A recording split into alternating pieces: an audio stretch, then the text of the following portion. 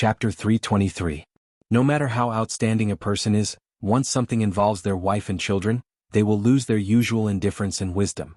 Just like Watergate in the Hokage's office, how many people's lives are affected by a stroke of his pen? On the battlefield, he is invincible, rarely meeting an opponent, and is feared by many people. But when Naruto's situation has a problem, even Nangongja, who is not so close to him, can lower his status to ask for help. It is really emotional.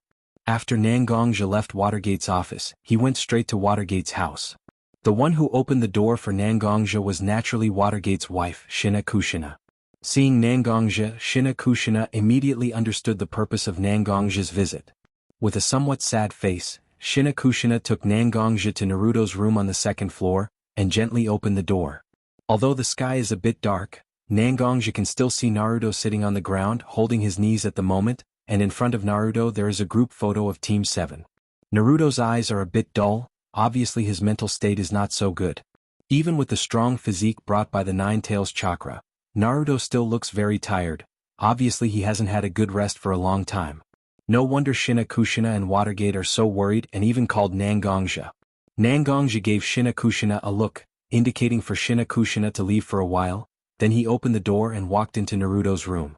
Nangongja deliberately pushed the door and walked, making an extremely easy-to-detect sound, but Naruto still didn't respond. Seeing that Naruto didn't respond at all, and didn't even say a word, Nangongja opened his mouth to talk to Naruto first. But Naruto beat him to it. "Uncle Nangong, did you let Sasuke go?" Naruto's voice was a little trembling and hoarse, obviously because of his emotional fluctuations, and he hasn't drunk water for a while.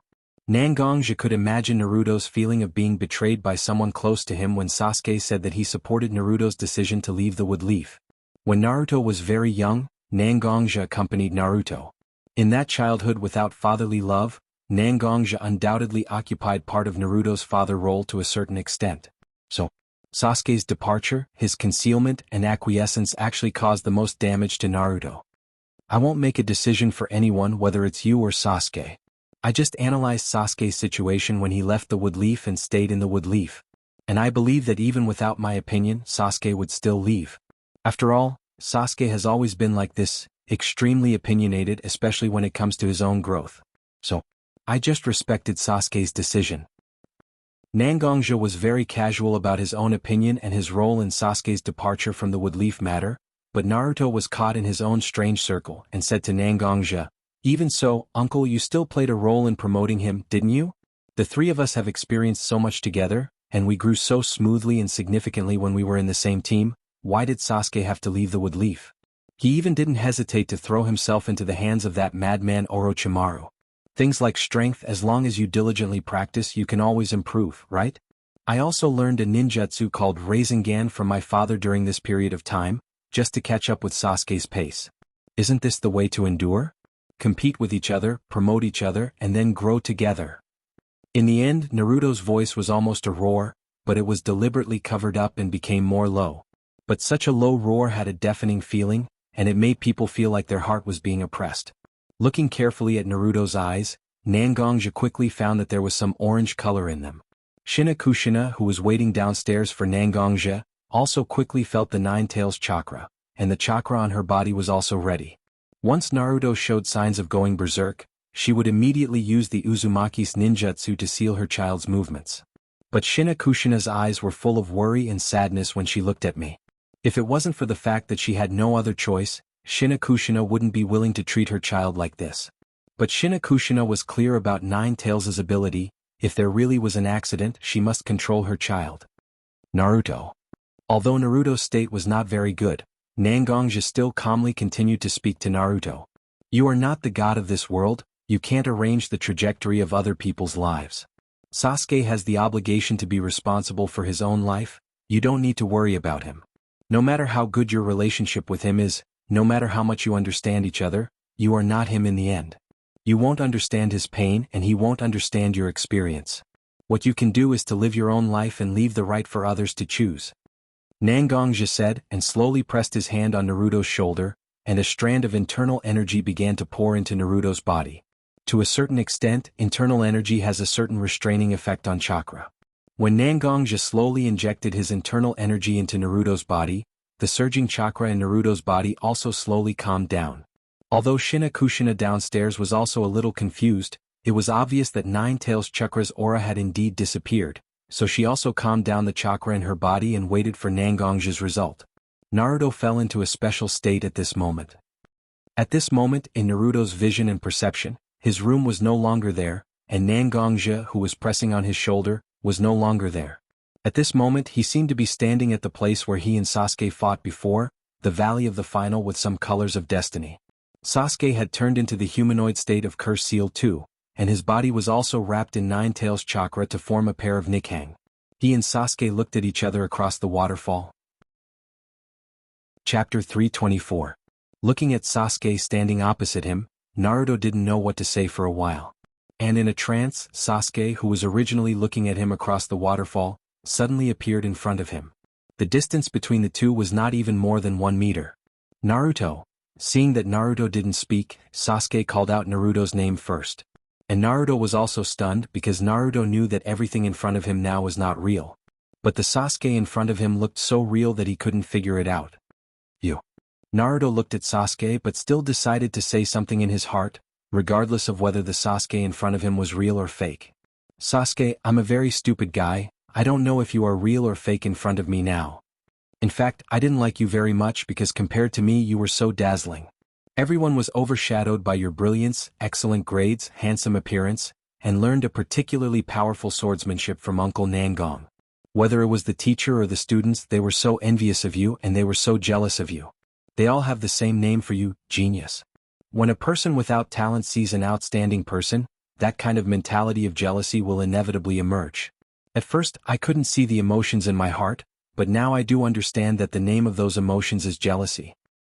But you were envied by so many people and you were envied by so many people. But I didn't find a trace of happiness in you at all. Every day you had a cold face and you didn't seem to be so interested in everything. But sometimes, you would fall into an inexplicable state of contemplation. At that time your eyes would be filled with pain. You would be like a severely injured beast, rejecting everyone who came close to you and unwilling to get close to anyone else. That was a kind of, how to say it, deep loneliness. Later we were assigned to a team. In Team 7 we were almost together day and night. Slowly I found that you were not so annoying. You were also a person who was willing to be injured in order to protect your teammates. When you saw a strong opponent you would be excited to tremble. In the battles and days of getting along with each other, I slowly regarded you as my partner, my best friend. But you still left. Even if I said that I would break your hands and feet to bring you back, even if I used the combination of Nine-Tails chakra and Rasengan that I couldn't fully control, I still couldn't bring you back to Woodleaf. Uncle Nangong said that all of this was your choice. I was not qualified to make their decisions for anyone. I know that Uncle Nangong was right, but I was still very unwilling. My closest friend, my closest companion suddenly left me without giving me any reason to convince me. I really can't accept it. When the words came out of his mouth, Naruto also felt that his state had changed. His body, which was originally wearing pajamas, had now changed into his usual battle clothes. Violent and endless Nine-Tails chakra burst out from his body, and a Rasengan filled with Nine-Tails chakra and wind attribute chakra appeared on his right hand. Just like the scene when he fought with Sasuke in the final valley. And Sasuke, who just stood opposite him and just said a sentence, was now staring at Naruto with his eyes. His originally pitch-black eyes have turned into the strongest state of the three-tomo Sharingan. The three-tomo Sharingan. You ask me the reason? Sasuke looked at Naruto. His voice was a little gloomy and hoarse. He seemed to be trying to restrain his emotions. My reason is very simple, because Woodleaf is no longer suitable for me. Although there is a comfortable life and companions like you in Woodleaf, these are not what I pursue. In the beginning, I always hoped that I could become strong enough to find out the truth of everything, enough to recover the things I lost. But gradually, I did find out that these are the reasons I found for myself. I'm not a person who is particularly obsessed with these things in my heart. I'm so simple and eager for power. I'm eager to have something in my hands, no longer a marionette in the hands of others, no longer a chess piece in the hands of others that can be discarded at any time. This kind of mood made me willing to abandon my companions, and made me willing to run to Orochimaru's hands to take risks. Because I'm fed up with my own powerlessness. I'm fed up with someone always standing on top of my head and controlling me. I want to change. I want to become that hand. Sasuke said, and the look of suppression disappeared. Originally Scarlet Sharingan, at this moment, The white part of the eye was covered with blood. That look was enough to see the madness in Sasuke's heart. And Naruto seemed to be frightened by the appearance of Sasuke in front of him. The distorted face and the deformed body because of the second state of the curse seal made Sasuke look like a devil who climbed out of hell and wanted to overthrow everything and rebuild everything. Gradually, Naruto only felt that his eyes were blurred for a while, and everything in Naruto's eyes began to become illusory, until finally his consciousness fell into a deep pool, and a strong fatigue attacked his brain. On the first floor of Watergate's house, Shinakushina and Nangongja sat on the sofa. A cup of hot tea and a few dishes of snacks were placed in front of Nangongja and Shinakushina. Obviously, Shinakushina took them out to entertain Nangongja. Naruto, is he okay? Shinakushina asked Nangongja with some apprehension. Obviously, she had endured for a long time before asking this question to Naruto. Don't worry. Nangongja smiled, which also made Shinakushina's mood slightly relaxed. The reason why Naruto is in such a bad state this time is indeed because of Sasuke's sudden departure from the village. On the other hand, it's also because before this he used the Nine Tails chakra, which was beyond his control, on me. Although the chakra that was mobilized by Naruto has returned to the Nine Tails body, there are still some remnants that affect Naruto's mood. I suppressed the residual chakra in Naruto's body with my own internal strength, and used a little hypnosis technique to push Naruto into a deep sleep. According to my inference, Naruto will wake up tomorrow morning, and there won't be any impact. You can rest assured. Chapter 325. In the forest outside Woodleaf, it was still so quiet. But today's silence was a bit too much. There wasn't even the sound of birds or insects. It was like the autumn wind had swept through this huge forest at this moment, returning everything to its most primitive state. But in the dark corner of the forest, it was very lively at this moment. A shadow passed by, and Watergate and Nangongja stood a little farther away from this noisy place. After the incident of the Uchiha clan, 3 generations, he ordered the elimination of Root and the removal of Danzo from the position of Hokage's assistant. However, it was only a nominal disbandment. Root would use extremely cruel brainwashing methods on their own people, so their cohesion had reached an inhuman level. Today we have found most of Root's bases in Woodleaf, but there must be some Root members left in the outside world. It's really pitiful for these people who were persecuted by Root. It wasn't until today that I have enough strength to eliminate Root. Watergate looked at the large forest in front of him with some pity. Under this forest is the largest base of Root in Woodleaf. Since he has decided to eliminate Root, Watergate is naturally prepared. No matter the size of Woodleaf's base, as long as it is Root's base, ninjas loyal to Watergate are gathering. As long as the appointed time is reached, these people will directly enter Root's base. The number of Jonin participating in this operation is very large. The 3 clan heads of Ino Shikacho are all present. Hatake Kakashi and Mike Guy are also participating in this operation. Kurenai, Yuan Fei, Asuma, and other Jonin loyal to Watergate, as well as the Umbu under Watergate's direct command, are already outside the other bases at this moment, waiting for the opportunity to attack. Root will not be able to escape. Looking at Watergate's compassionate look, Nangongja didn't think that Watergate is so noble. From Watergate's words, it is enough to prove that Root's actions are actually clear to Woodleaf's higher-ups. But over the years, Root has never been eliminated and even became stronger. The reason is that although Root's actions are very ruthless, they still bring enough benefits to Woodleaf. Many things that are not suitable for Woodleaf to do are solved by Root. Some people who need to be killed but don't know who killed them, some experiments involving human relations. A lot of such shady tasks are carried out by Root. Therefore, Woodleaf's higher-ups are reluctant to directly eliminate Root. Even if the Hokage gave the order, the people under him didn't do anything, so that Root was almost unaffected, and even buried deeper in the ground. This time, if it wasn't for Watergate and Nara Shikaku's eloquence to persuade most of Woodleaf's higher-ups, this operation is very likely to be unfinished. For the group of people in charge of Woodleaf, you can use the power in your hands to seize benefits for yourself, accumulate wealth, and even do more things that are unacceptable to ordinary people. But the premise of all this is to ensure the interests of Woodleaf. The damage caused by Orochimaru's invasion is obvious to all. Although the Sand took the initiative to surrender and recovered some losses for Woodleaf, the Land of Wind itself is a remote place. How much can they compensate? More importantly, Woodleaf was invaded at such a time, which made Woodleaf's strength decline in the eyes of many clients. This could be seen from the obvious drop in the commission rate during this period of time. These things naturally have to push out a person to take the blame. Orochimaru alone is not enough, so Danzo was logically abandoned. Boom. Hundreds of meters in front of Watergate and Nangongji, a huge explosion sounded. The sky was filled with huge gray and orange flames. This is the phenomenon when the barrier is forcibly broken, and it is also the attack signal agreed by many ninjas attacking route. Kill.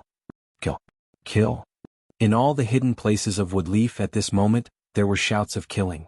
At this moment, it was already late at night. Who knows how many people who were sleeping were suddenly awakened by the sudden appearance of a huge explosion and the shouts of killing around Woodleaf.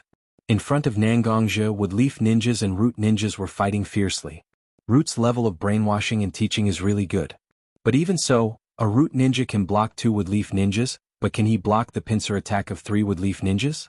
Root, after all, is a secret organization, and after the 3 generations issued the order to ban Root, Root also lost its righteous name. Although there are some new members joining over the years, they still can't keep up with the high death rate and disability rate of Root. Root is indeed in a state of lack of manpower and its strength is weak. Watergate can be said to have chosen a good time to attack Root. Nangongja looked at the battlefield in front of him, and for a moment he remembered his state of mind during the Shinobi World War.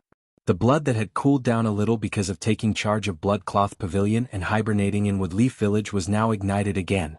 How many years has it been since Nangongja had a good fight?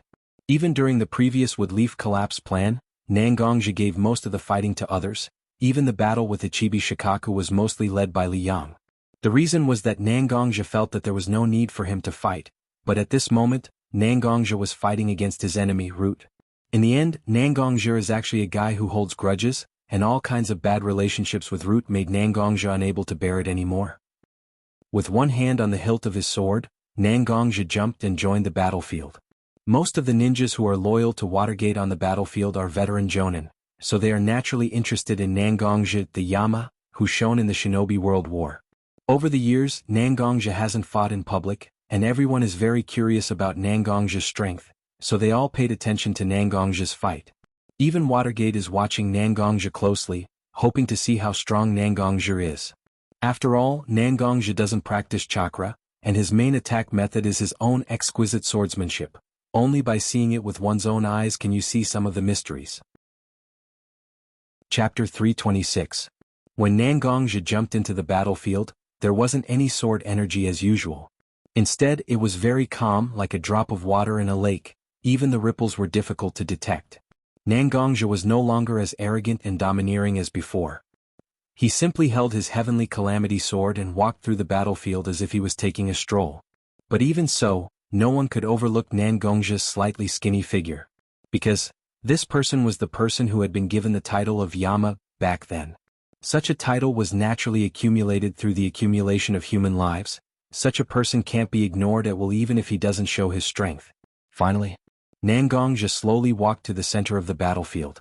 Looking around, Root Shinobi and Konoha Shinobi were fighting each other everywhere. But as Nangongja gradually walked to the center of the battlefield, Root ninjas and Woodleaf ninjas spontaneously began to slowly withdraw from the battle at this moment. Woodleaf ninjas gradually stood behind Nangongja, and Root ninjas naturally stood opposite Nangongja. You all come together. Nangongja didn't feel any tension because he was facing countless Root ninjas. He just said to the many ninjas on the opposite side. Root ninjas are naturally not emotional people, but Woodleaf ninjas heard Nangongja's words and naturally respected Nangongja's decision. They all took half a step back and clenched their weapons, ready to support at any time. Looking at their companions, the Root ninjas also made up their minds. Facing a single target like Nangongja, it's not advisable to just use ninjutsu to attack because it can be easily dodged and it will consume a lot of chakra. The loss is not worth it. Most of the Root ninjas facing Nangongja casually pulled out their weapons and rushed towards Nangongja. Of course, some Root ninjas quietly hid their bodies, ready to kill Nangongja at any time when Nangongja didn't have time to react. Most ninjas are good at surprise attacks, and speed is naturally an important factor in a surprise attack. Every Root ninja that was rushing towards Nangongja was trying their best to increase their speed, leaving afterimages in the air due to their high-speed movement. Nangongja's sword-like eyebrows slightly raised. The tribulation sword in his hand was also pulled out of the scabbard by Nangongja. The sound of the blade and scabbard rubbing against each other was very clear, like a dragon's roar, echoing on the battlefield. Ha! With a soft shout, Nangongja swung his sword towards the Root ninja rushing towards him.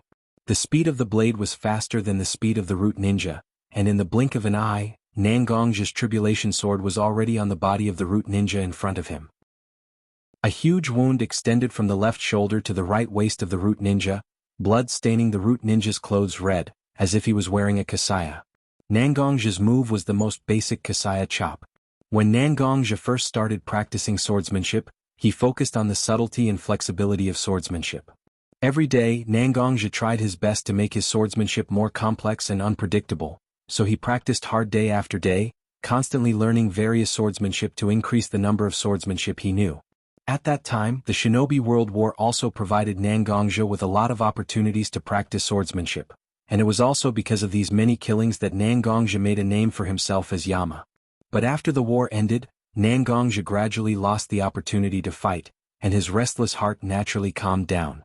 Nangong finally had the opportunity to fully examine his shortcomings, and found that his strength had reached a bottleneck. It was impossible to get out of this predicament just by relying on the accumulation of swordsmanship, so Nangong began to slowly discover the existence of swordsmanship. And then, after a long day of thinking, he finally came to a conclusion, and that is potential. There is a time when a person's strength is limited, and heaven and earth do not exist. No matter how strong a person is, he will be limited by his own body's aptitude and be limited to a limited range. But heaven and earth are boundless, the size of the sky is unknown, and the thickness of the earth is unknown. The power called potential that Nangong thought of was to connect his body with heaven and earth, and borrow the power of heaven and earth. In other words, using the power of heaven and earth called natural energy, the power of heaven's disaster sword that can connect with natural energy is the key to Nangong's potential. It is precisely because of this that Nangong can use swordsmanship so exquisitely. Over the years, Nangong gradually used this weapon called potential more and more ingeniously, and now it has reached the point where the sword domain is 5 meters around him. As long as it is within 5 meters of Nangong's body, almost every place is under the control of Nangong. As long as Nangong wants, his sword can appear anywhere. Gently waving his heaven's disaster sword, scarlet blood turned into a line of blood that floated on the ground. Putting his sword back into the scabbard, he walked step by step towards the direction of the root ninjas. The root ninjas also know that in a one-on-one battle, they have no way to kill Nangong, so they all join together and rush towards Nangong. Every time a ninja enters within 5 meters of Nangong, a sharp sword light will appear beside him, and a line of blood will appear on his neck, and he will lose his life. And all of this, in the eyes of the people next to him, is just Nangong gently flicking his fingers with the hand holding the sword. Seizing an elite that Root has painstakingly cultivated is just such a simple thing. Naturally, Konoha's ninjas behind Nangong Zetsu also saw it clearly, and they all shouted one after another. Nangong-sama is mighty. Yama-sama really deserves his reputation. Standing behind the Woodleaf ninjas, Watergate also noticed the cheers in front of him, and after asking about the situation, his eyes also lit up. Nangong, this kind of power must be in my hands. As long as I can have Nangong to cooperate with me, then Woodleaf will definitely prosper in my hands. Chapter 327. Every root ninja who rushed towards Nangong fell to the ground in an instant, blood spurting out from their severed necks. Gradually, even the soil couldn't completely absorb the blood. The blood gradually gathered into a shallow puddle, and around the puddle, there was still a lot of blood flowing into the puddle. From this, it can be seen how many root ninjas have already lost their lives in the hands of Nangong. The people of Root have never been afraid of death, but this kind of worthless death really made the ninjas of Root feel very cold. After all, their companions rushed forward one after another and lost their lives one by one, and in exchange, Nangong just flicked his finger. The price and the reward were simply not proportional. Such a situation really made many Root ninjas feel cold. Minato Watergate. 4th Hokage. How dare you bully me, how dare you bully my Root? A slightly old voice suddenly resounded in the battlefield. Nangong heard this familiar voice, and his eyes finally flashed. The Root ninjas who rushed within 5 meters of Nangong didn't seem to be affected by Nangong's invisible slash. Just as they were about to attack, they found that Nangong was looking at their eyes. Strange, isn't it? Obviously, Nangong only has a pair of eyes, but every Root ninja felt that Nangong's gaze penetrated their eyes. Nangong's eyes were so cold that every Root ninja who had sealed their emotions to a certain extent felt a chill in their hearts. Nangong was obviously full of flaws, and the terrifying sword domain just now no longer existed, but no root ninja dared to step forward and attack Nangongja. Hishimura-sama. That's not right. How did I bully you? How did I bully your root? What is the reason for all this, and what is the reason for the situation to reach this point? You and I are both well aware of it. Why do you have to say such childish words?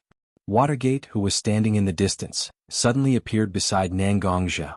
Watergate had a slight smile on his face, and he looked at Danzo standing opposite him with a bit of mockery in his eyes. Shimura Danzo and the 3 generations were of the same generation, and the 3 generations were already old and had white hair. Danzo himself now looked a little old, although his body still looked relatively strong. His white hair looked a little old. Looking at himself, he's only in his 30s, almost 40 years old. This is the peak of a ninja's life.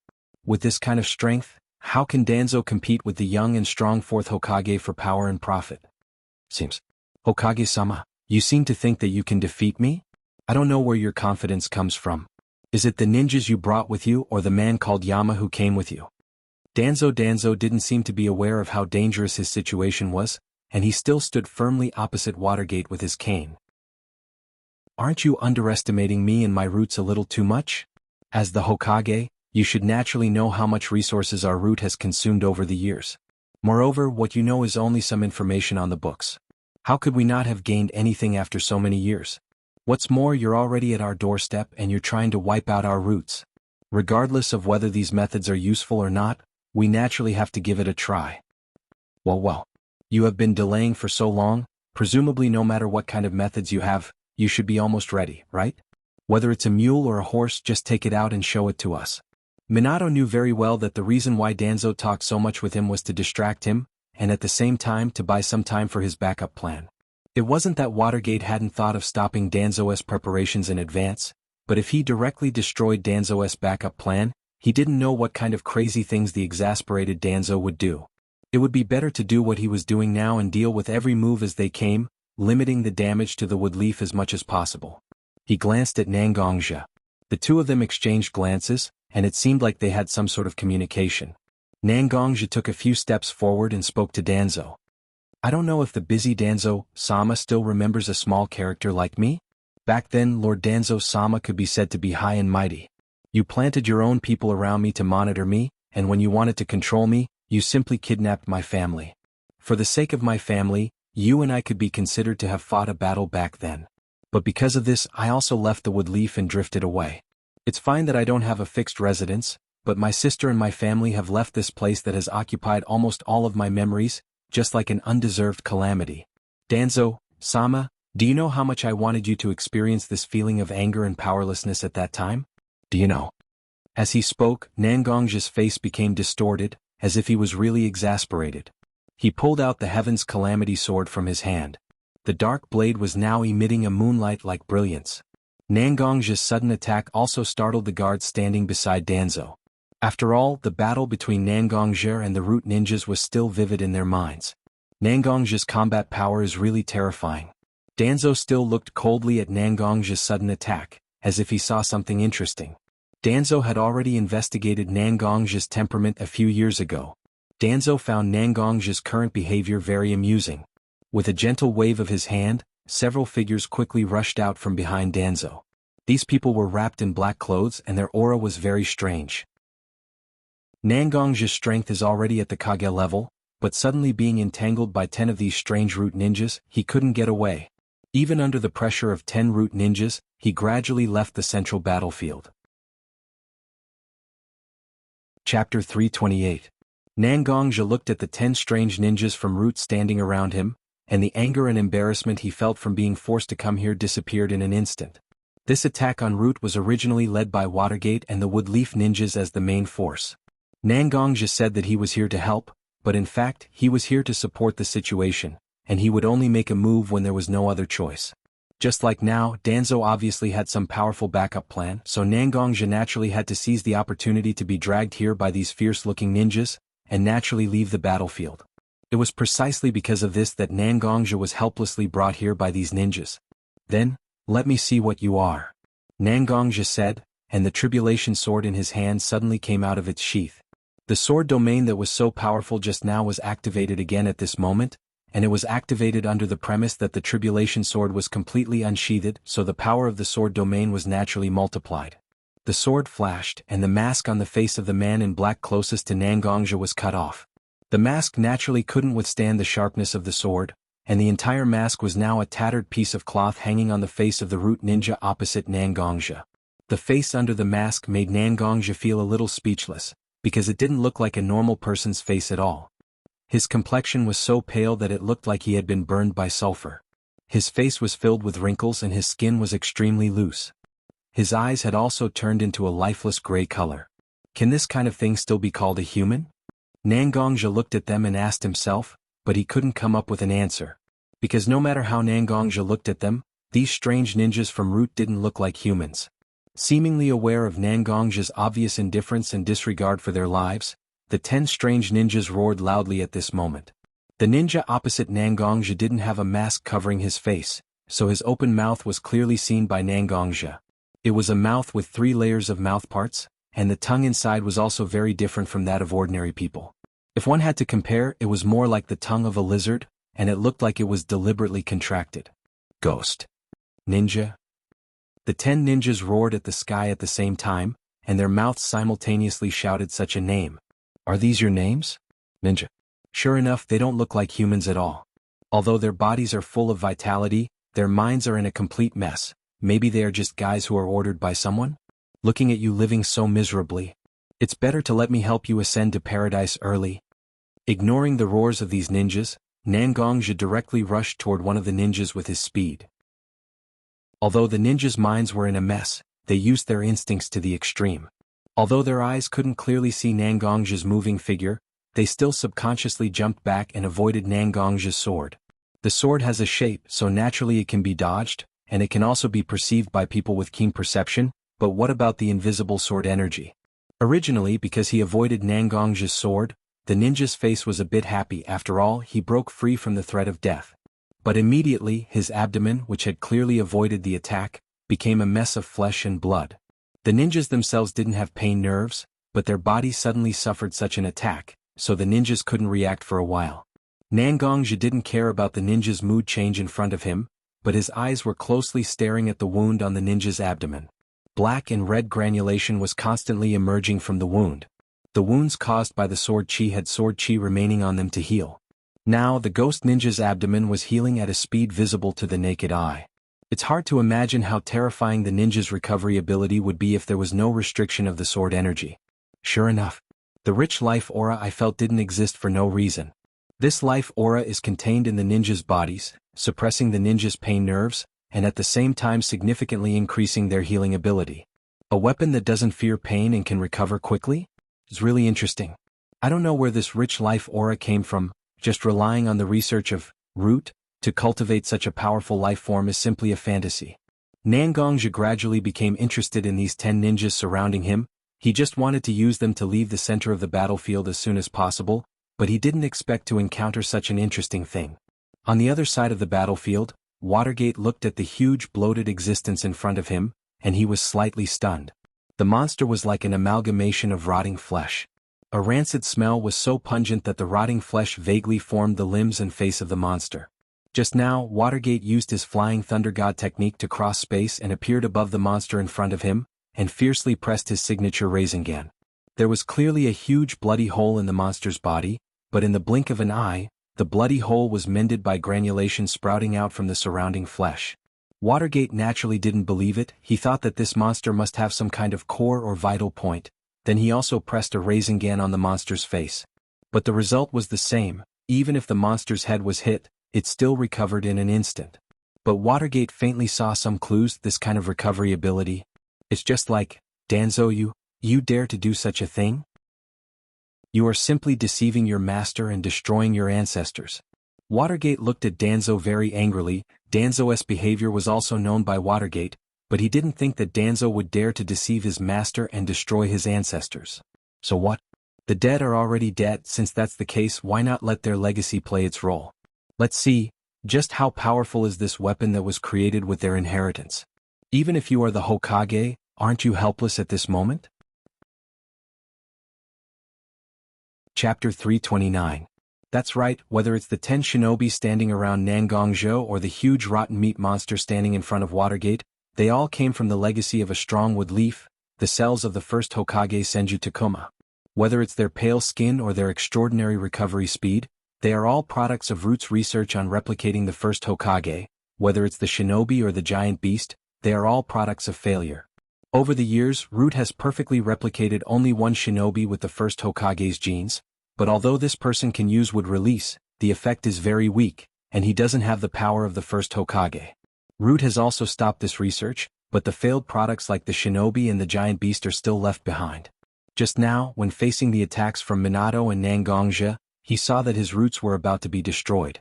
Danzo finally remembered these failed experiments. On the one hand, he let his researchers debug these failed products. On the other hand, he came out to delay Watergate's attack so that his people can deal with the important information in the base that can't be leaked. Roar, roar. The giant beast in front of Watergate suddenly roared towards the sky, and the mouth made of rotten meat on its face instantly opened, and a fishy smell came out of the mouth of the giant beast. Moreover, there were a few sticky things connecting the upper and lower lips of the giant beast, which made people feel an instinctive sense of disgust from the bottom of their hearts. Naturally, Minato wouldn't just sit there and wait for his death. It would be troublesome to deal with such a giant beast with his own strength, and the most important thing was that this giant beast's size wasn't that easy to stop. So at this moment, Watergate's hands flew up and down, and a ninjutsu was completed in an instant. He gently bit the skin of his thumb, and a drop of blood flowed out from the wound. Leaving a trace of blood on his palm, Watergate pressed his palm on the ground, and a string of spells spread out from the place where Watergate's palm pressed. Summoning Jutsu. Toad Gamabunta, lend me your power. The smoke rose, but it dissipated in an instant. A toad wearing a short coat, a short sword on his back, and a huge pipe in his mouth suddenly appeared in the empty forest at this moment.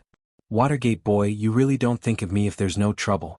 This disgusting and ragged fellow seems to be quite troublesome to deal with. If I were to use my own dagger to hack such a fellow, I'm really worried that my dagger wouldn't be clean enough. Toad Gamabunta looked at the giant beast in front of him with disdain. He was even worried that the giant beast's flesh would make his short sword wouldn't be able to clean it.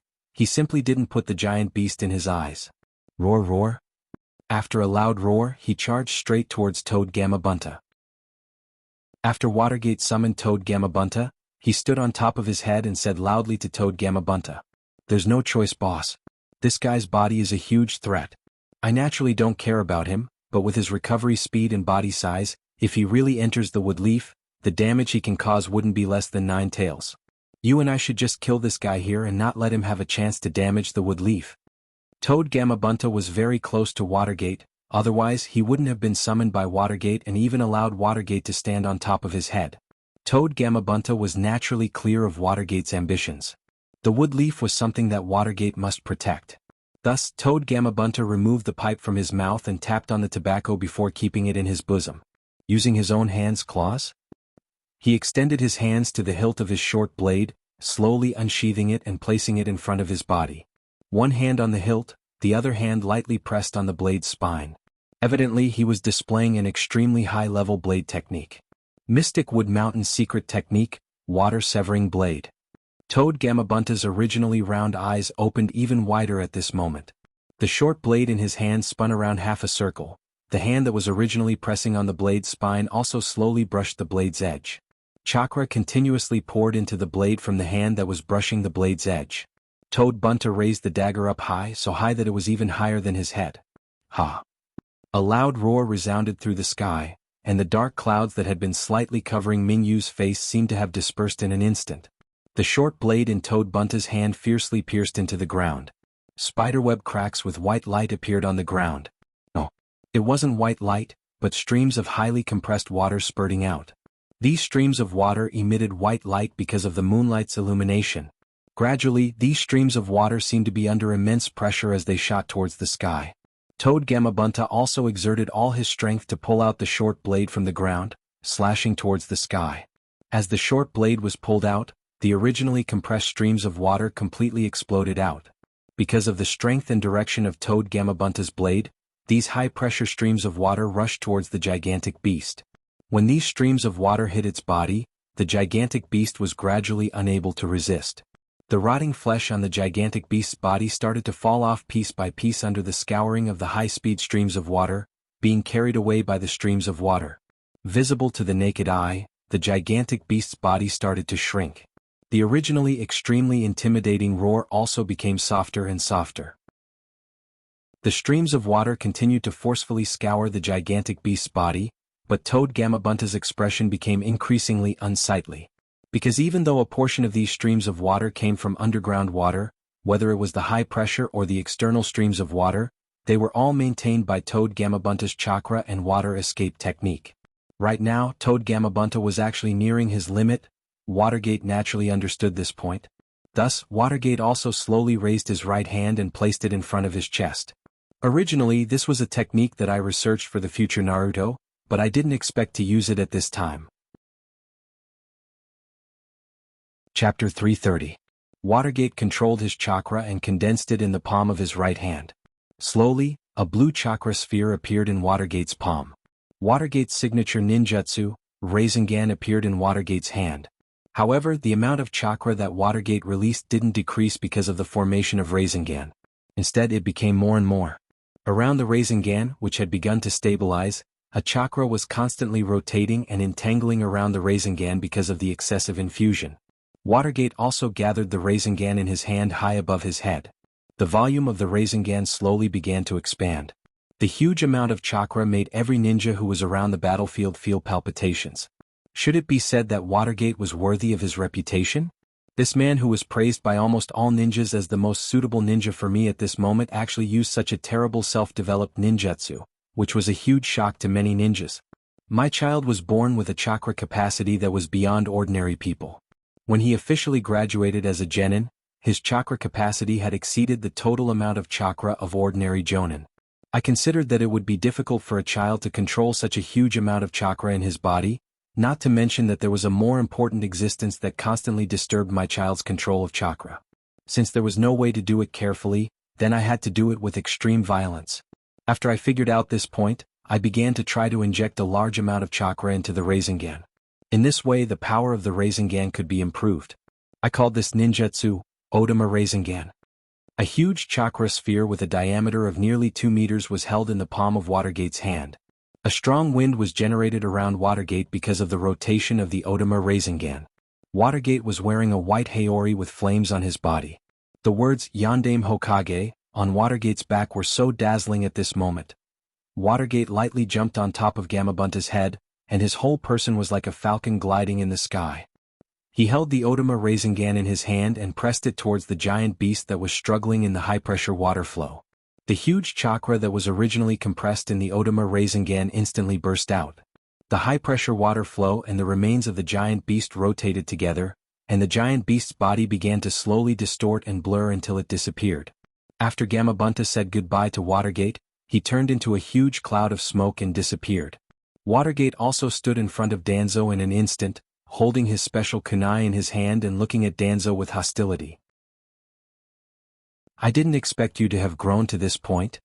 Danzo looked at Watergate's great power in front of him, and the guards around him who have been trained by him to have no feelings at all, at this moment because of the powerful strength shown by Watergate, their legs were slightly trembling because of the fear of death in their hearts. Danzo knew that he was defeated this time.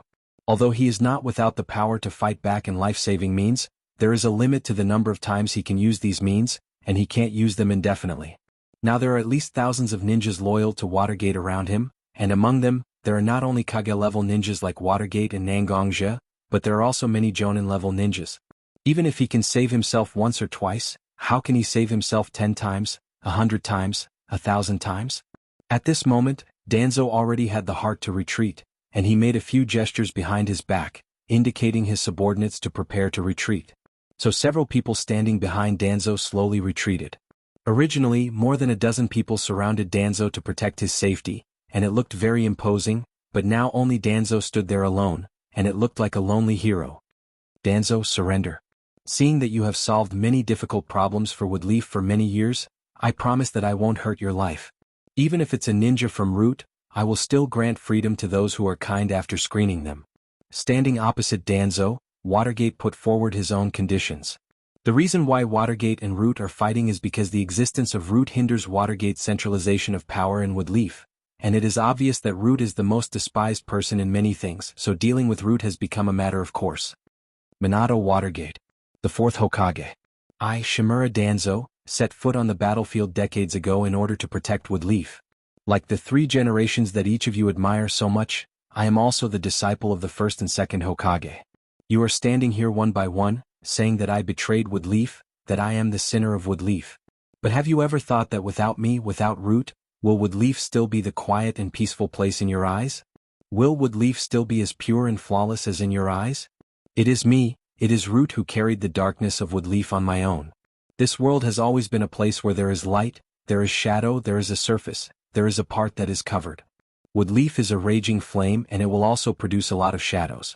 You want to eliminate all the shadows, but without the shadows will the so-called light still be light? When Danzo said this, whether it was the Woodleaf ninjas who followed Watergate or the ninjas who originally belonged to Root at this moment, their eyes were slightly moved. Ninjas themselves are a group of people who live in the darkness, and the dark side of the world is their habitat. So what Danzo said is indeed something that everyone can see with their own eyes. So we have to surrender to the darkness that you said must exist? Watergate listened to Danzo's words. In fact, there was a faint change in his heart.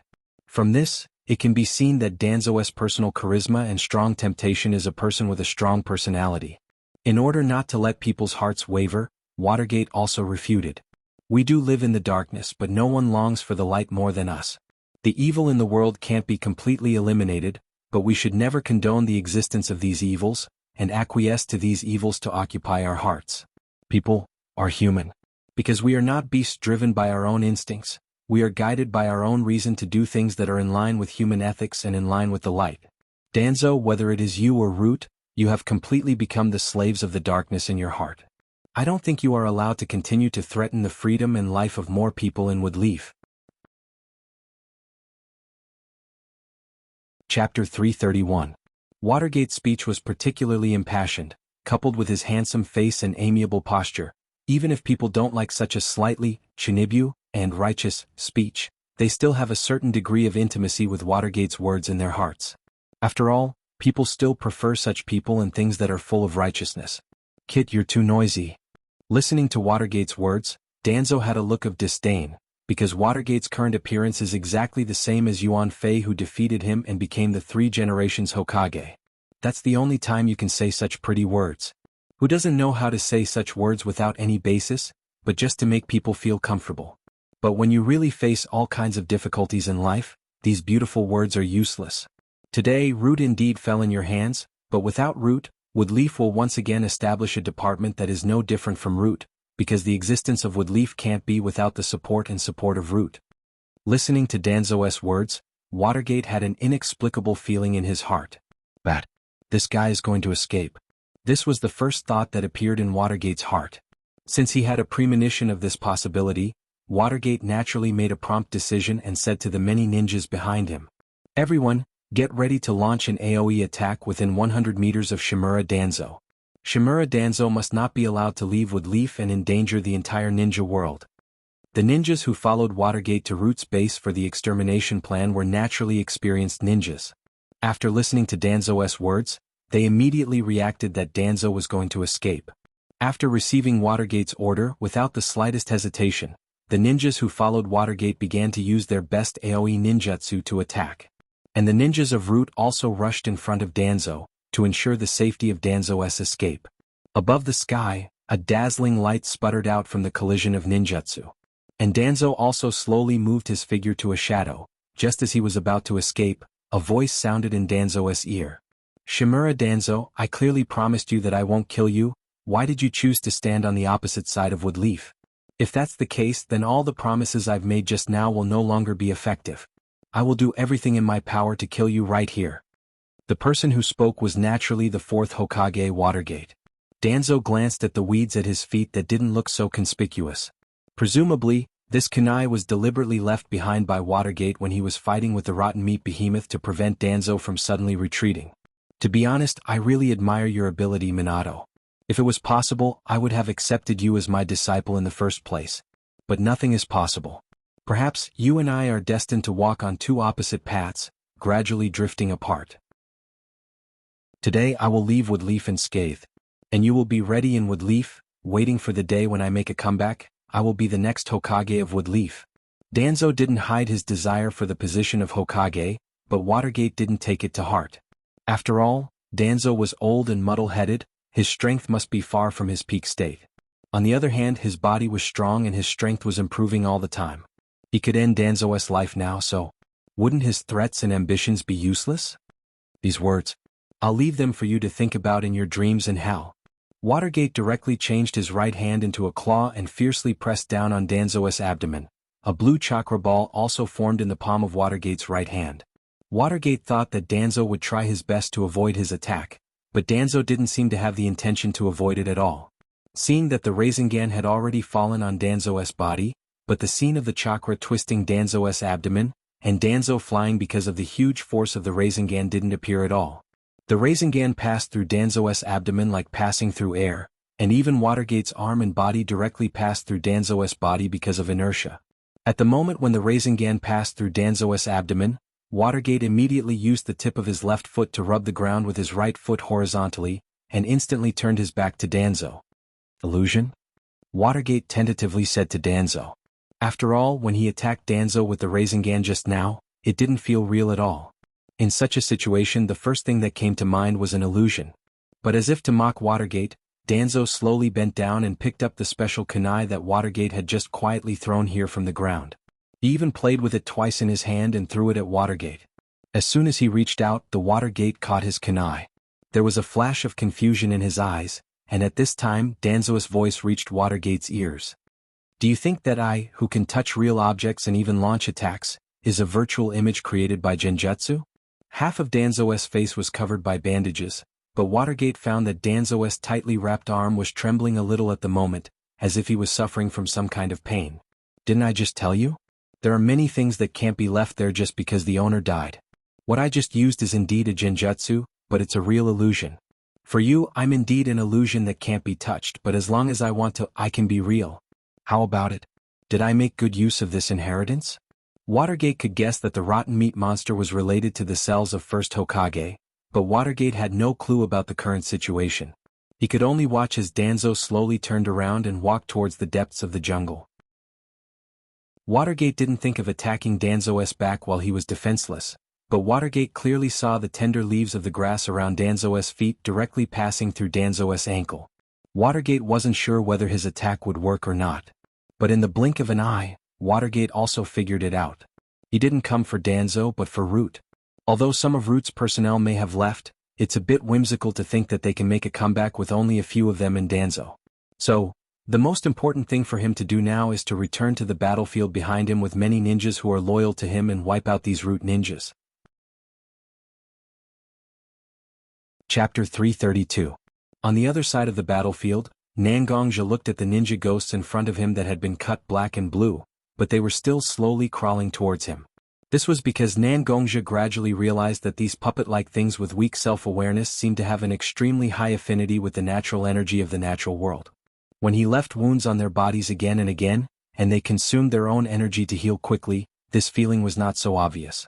However, when the life force of these enduring ghosts was depleted, they seemed to instinctively start to absorb the natural energy from the natural world into their bodies to replenish the life force in their bodies. Unlike Minato Watergate, who was the fourth Hokage, Nangongja didn't have access to such information about the past Hokage, so naturally he didn't know the mystery of the first Hokage's cells, but Nangongja himself can mobilize natural energy for his own use, and to a certain extent he is even similar to the first Hokage. So Nangongja was very curious about the way these ninja ghosts convert natural energy into vitality.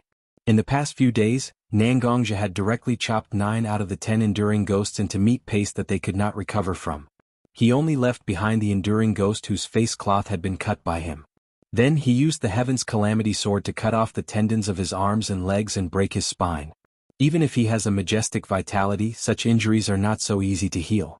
Subsequently, Nangongja began to constantly cut the ninja ghost's body, and has been observing the process of the ninja ghost converting the natural energy in the air into vitality in his body. Although there are still some doubts, Nangongja feels that he has touched the door a little. Just when Nangongja wanted to use the sword energy contained in his body to directly turn the ninja ghost in front of him into meat paste like his 9 companions, but at this moment he saw a huge spherical storm formed by water and wind not far from him. This move, no matter how I look at it, it has the same effect as Watergate's Rasengan. It seems that Watergate used his Rasengan to develop a derivative ninjutsu. It should be said that he really is the 4th Hokage Watergate. Looking at the magnificent scene caused by Watergate, Nangongja was slightly surprised.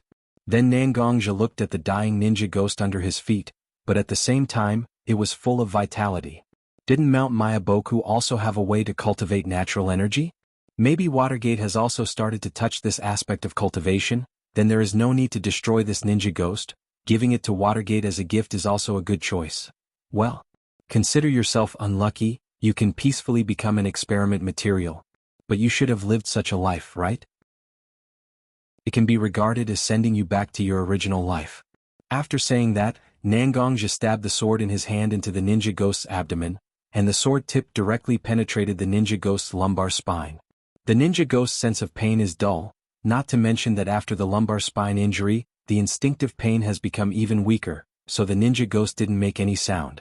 Instead, it looked at Nangongja's sword, and saw that it was getting closer and closer to Nangongja's body, so it shouted excitedly. That kind of ear-piercing howl was so unbearable to Nangongja's ears, and directly showed a displeased expression. Noisy.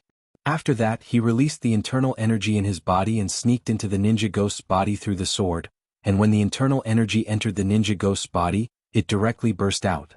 After all, the ninja ghost has a human form, and in many places it retains the characteristics of a human. Nangongja's internal energy directly began to wreak havoc in the ninja ghost's body, and countless tendons and blood vessels were torn under the effect of the internal energy.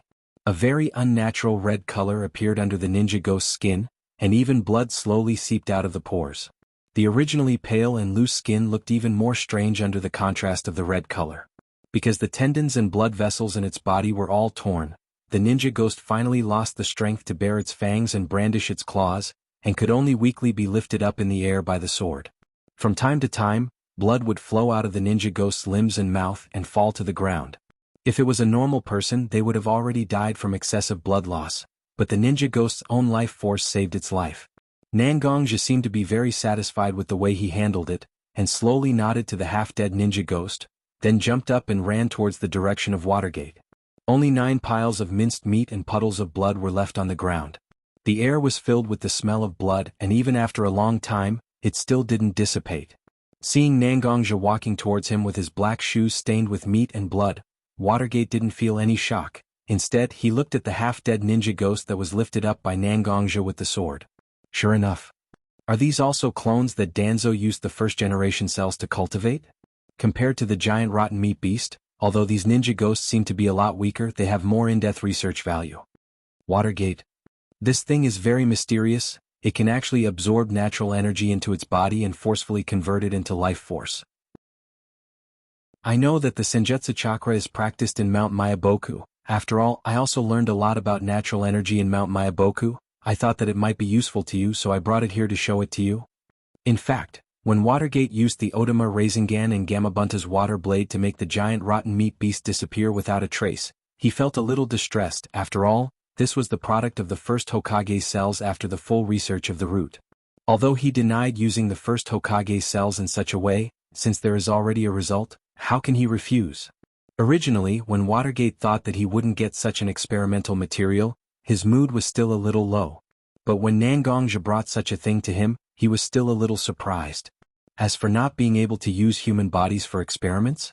Take a look at this thing. Its body was pale with a hint of red, and its skin was very loose. Some people would even believe that it was an evil spirit summoned from hell by a special ninjutsu, so why should he talk to such a non-human? He fed it well, and occasionally took some blood and cut it into pieces. Isn't that already a good deed? This is simply the best experimental material. Chapter 333. Although it was an excellent material, in order to maintain his image among the ninjas, Watergate didn't directly take the shinobi down. Instead, he looked at the heavily injured enduring ghost with a compassionate expression and said to Nangongja with sympathy, "Nangongja, this ninja who looks a bit unusual must be a ninja who survived Danzo's cruel experiment. Since he was born in Woodleaf, then he is naturally a member of Woodleaf. As the Hokage of Woodleaf, I have the obligation to provide protection and treatment for this kind of Woodleaf ninja. Now that Danzo has been expelled, this ninja will be a member of Woodleaf from now on. You put him down first, I will send someone to treat him. After that, Watergate waved his hand and called two of his direct umbu to stand in front of Nangongja. It seems like they wanted to take the shinobi down from Nangongja's sword. But Nangongja's expression wasn't so good at the moment. Because when Watergate mentioned Danzo, he didn't use the word exterminate or imprison, but expel. Doesn't that mean that Danzo has safely left Woodleaf? This is a bit inconsistent with my purpose. As if he saw Nangongja's thoughts, Watergate walked forward and patted Nangongja's shoulder. With his usual warm smile, he said to Nangongja, "Don't worry, Danzo has suffered heavy losses this time. 80% of his men are hidden in various bases in Woodleaf. Our attack this time was very sudden, so a lot of important information and materials were not transferred out. So it can be said that the root has not been completely eradicated. There are only a few of them left. Whether it's you or me, it's easy to deal with them. Why are you so worried about Danzo's life? You and your family are safe now." Although Watergate's expression looked very gentle, the hand that patted Nangongja's shoulder contained a lot of strength. As Watergate spoke, the strength in his hand increased. In the end, although Nangongja didn't have any reaction, some of the dust under Nangongja's feet jumped slightly because of Watergate's strength. Nangongja's mood at the moment could be said to be terrible. As expected, no one in a high position would care about the promises between each other. As long as he achieved his goal, it wasn't impossible to turn his back on him. He waved the sword in his hand slightly forward. The tip of the sword that passed through the ninja's body was directly pointed at Watergate's nose. The two umbus standing next to Watergate and Nangongja directly took out their kunai from their ninja bags and pointed it at Nangongja. The ninjas under Watergate who were cleaning the battlefield also stopped their movements and looked at Nangongja closely. As long as Nangongja did anything that could threaten Watergate's safety, they would immediately swarm him. "Minato, you've finally cleared all the obstacles in front of you. Without Sandaime, without Danzo, a mere elder group is nothing more than a paper doll in your eyes. You can play with it however you like. Nangongja, congratulate you with this gift." Then Nangongja fiercely waved the sword in his hand. The ninja that was pierced by the sword was directly thrown to the ground, creating a cloud of smoke. The sound of the sword cutting through the air and the slightly silver-white sword mark left in the air was so eye-catching. Obviously, Nangongja's mood was not so good at the moment. Watergate was not affected by Nangongja's mood at all. He still had a smile on his face as he stretched out his hand and disturbed the sword mark left by Nangongja in the air. He seemed to be very happy that Nangongja could congratulate Nangongja. Then he used his eyes to signal his subordinates to carry the fallen ninja away. Nangongja looked deeply at Watergate. He didn't even have the mood to say goodbye. He directly turned and left the battlefield in the direction of his home. Looking at Nangongja's back, Watergate's chief strategist, Shikaku Nara, slowly walked to Watergate's side. He lowered his voice and said to Watergate, "This Nangongja is still the same as before. Solitary and unruly. He doesn't have the slightest sense of belonging to the Woodleaf. This time we didn't do as he wished. Maybe in his heart he has already started to resent us. If necessary, I can bring a team of elites to deal with him. Although he is still strong, I am confident that I can deal with him." Shikaku Nara, who originally looked a bit ferocious because of the several scars on his face, had a fierce look in his eyes at this moment. He looked even more terrifying. Shikaku Nara's meaning was naturally very clear. Nangongja was an overly sharp weapon. Now that the weapon has developed hatred, as a ninja of the Woodleaf village, Shikaku Nara felt that it was necessary to destroy this resentful weapon. Watergate heard Shikaku Nara's words, but he didn't react. He just turned around and looked at Shikaku Nara's eyes. He put his hands on Shikaku Nara's shoulders and stared at Shikaku Nara's eyes. He slowly said, "Shikaku Nara, I'm indeed not as good as you when it comes to strategizing. But when it comes to controlling people's hearts, you're still not mature enough. Indeed, Nangongja is an overly sharp weapon. But why can't we be the ones to control this weapon? Nangongja is indeed strong enough, but his concerns are too obvious. As long as these concerns still exist, this sharp blade has a scabbard. As long as we have the scabbard in our hands, why should we be afraid that we can't use the sharp blade?" After saying this sentence, Watergate directly walked past Shikaku Nara's side and began to walk to the place where the ninjas gathered in this battle. He maintained a half heartache and half relief smile while comforting those injured ninjas. Looking at Watergate's actions, even Shikaku Nara, who has always been as wise as an abyss, felt a chill in his heart at this moment. Since when has the position of Hokage been held by a person without scheming? Nangongje, at this moment, was standing on a branch overlooking the battlefield from a distance. His eyes were cold. If Shikaku Nara was here, he may be very surprised to find that the look in Nangongje's eyes at this moment was so similar to the look in Watergate's eyes. Watergate. We still don't know who is the one holding the sharp blade. After he finished speaking, Nangongje turned around and left the branch he was standing on, disappearing without a trace. Chapter 334.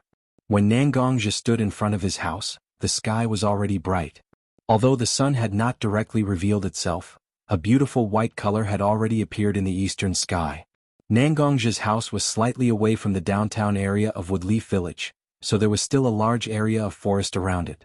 The slightly cold morning air and the humid atmosphere in the forest combined to form a thin layer of mist that shrouded the earth, looking exceptionally gentle. Gently pushing open the door of his house, Nangongje did not want to disturb the rest of the girls at home. The wooden door that was painted with a layer of paint was slowly pushed open by Nangongje's palm. Nangongje also walked a few steps into the entrance of his house. Quietly taking off his coat and shoes, Nangongje walked into the living room of his house. To Nangongje's surprise, the girls in his house were actually sitting in the living room. Whether it was Little Linger, who loved to sleep in, Nangong-ro, and Mishiro, who usually woke up early to make breakfast for everyone, their eyes were slightly bloodshot at this moment. Their eyes were still a little tired from staying up late. When they saw that Nangongje was on duty, they quietly hid it. The faces of the three girls immediately changed into warm smiles as they looked at Nangongje. The three girls and Nangongje looked at each other for a long time. Finally, Mishiro seemed to feel that it was inappropriate, so she slowly stood up, tidied up her clothes, and said to Nangongje, "Last night I was busy last night. I was busy all night last night and only just came back. I've already cooked porridge. It should be time to eat now. I'll go get a bowl for you. After eating some porridge you should rest well too, Gong Gong." As she said that, Mishiro walked to Nangongje's side and naturally took the robe that was stained with blood from Nangongje's hands. She also walked to the entrance and took Nangongje's dirty shoes to the laundry area. Obviously she was going to tidy it up. From the beginning to the end, Mishiro did not say much and Nangongje did not ask much either. After all, Mishiro was a top spy trained by Root. As one of the participants of the plan, Nangongje naturally let Mishiro detect something. Not to mention other things, Nangongje had concealed his presence time and time again. Mishiro was completely aware of it. Before this operation, Nangongje had also collected a lot of information from the Blood Garment Pavilion. Mishiro had been helping Nangongje manage the affairs in the Blood Garment Pavilion for all these years, so she naturally knew a lot about these things. She watched as Mishiro went to the kitchen to get porridge for Nangongje. Nangong-ro also carefully looked at Nangongje's body. She did not find any injuries on him, so she did not say much and walked to her bedroom. It seemed like she wanted to catch up on some sleep. After the two older sisters left, Little Linger relaxed a little. She affectionately pulled Nangongje's arm and let Nangongje sit beside her. Brother Nangong, are those guys from Root very powerful? Little Linger really wants to hear the story of you fighting with those bad guys from Root. Can you tell Little Linger about it? Xiaoling Air's pair of watery eyes stared at Nangongje. Nangongje couldn't resist for a moment. Therefore, Nangongje decided to tell Xiaoling Air everything that he knew about this matter to an unrelated person like Xiaoling Air. Then, are we safe from now on? After listening to Nangongje's explanation, Ling Air's eyes flashed with an inexplicable light. She asked Nangongje, "What's the matter?" Nangongje explained a lot about this operation. She learned about the destruction of Root and the escape of Danzo. That's right, at least we're safe in Woodleaf. The current Hokage of Woodleaf, Watergate, has a good relationship with me, so with him looking after us, we won't encounter the same dangerous situation as before.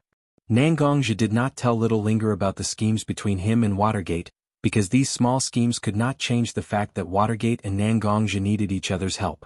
Even in such a relationship, Minato was still in a relatively weak position, because Minato had been tightly locked by Konoha, and Nangongje not only held the power of the Blood Cloak Pavilion in his hands, but he also didn't have much control over such power. Little Linger, can Brother Nangong promise me one thing? Looking at Nangongje, Little Linger said timidly to Nangongje. Little Linger was usually a carefree girl. She usually said whatever she wanted to say, but now her timid appearance really made Nangongja feel very fresh. It was just like when she left the village with Nangongja. Little Linger was full of fear for the future. Nangongja felt that he might know what Little Linger wanted to ask of him, so he gently placed his hand on Little Linger's head and gently stroked her beautiful hair with the bell ornament. Little Linger, tell me. Now that everything is basically settled, if you have anything you want to do, brother can go with you. Perhaps because of Nangongja's attitude, Little Linger, who was originally a little nervous, slowly calmed down. Little Linger's eyes contained a rare bit of heaviness and sorrow. Grandfather, he has been gone for many years, but I have never had the time to go back and see him. When you were in the Blood Cloak Pavilion, you also sent some subordinates to dig up grandfather's grave, but because of various things, there was no way to personally pull out a weed or light an incense for grandfather's grave. So, I actually just want you to come with me to the village where I used to live and visit my grandfather's grave. After hearing Little Linger's words, Nangongja also remembered that when he was seriously injured and on the verge of death, Mishiro carried him through the forest with great difficulty. Fortunately, they met Ah Weng and he was able to receive treatment in time to save his life. When it was time to leave, Ah Weng knew that he was nearing the end of his life, so he entrusted Little Linger to him. With that said, Nangongja also wanted to see the last traces left behind by Ah Weng in this world. Chapter 335. After agreeing to Lil Linger's request, Lil Linger was finally satisfied as she ran back to her room to catch up on her sleep. However, even the dullest person would be able to sense the joy in Lil Linger's heart. Nangongja's greatest wish was for his family to be happy. Nangongja stood up from the cushion he was sitting on and slowly walked into his kitchen. Mishiro was currently holding a small dish in her left hand and a spoon in her right hand. It seemed like she was trying out the final taste of the congee she made. Mishiro naturally heard Nangongja's movements, but Mishiro still didn't turn his head. It was unknown whether he was looking at Nangongja or the pot of congee in front of him. Originally, I didn't want Rower and Little Linger to know that you participated in such a dangerous plan, but I was still worried about you. I wanted to personally see you return home, so I sat in the living room and didn't go back to rest. However, Rower and Little Linger are a group of mischievous people. They immediately saw through the whole story and insisted on waiting with me for you to come back. After waiting for an entire night, the two of them must be exhausted. Mishiro turned around and placed the dish in front of Nangongja. He smiled faintly at Nangongja and said, "Do you want to try it to see if it suits your taste?" Looking at the dish that was still steaming, Nangongja gently blew on it.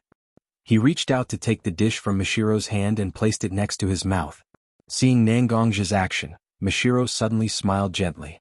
He gently tapped Nangongja's forehead with a finger and said to Nangongja with a doting tone, "You are still as catty as ever?" When Nangongja heard Mishiro's words, he wasn't shy at all. Instead, he felt proud and said to Mishiro, "Isn't that because of Mishiro's superb cooking skills? That's why a picky guy like me can eat what I like every day."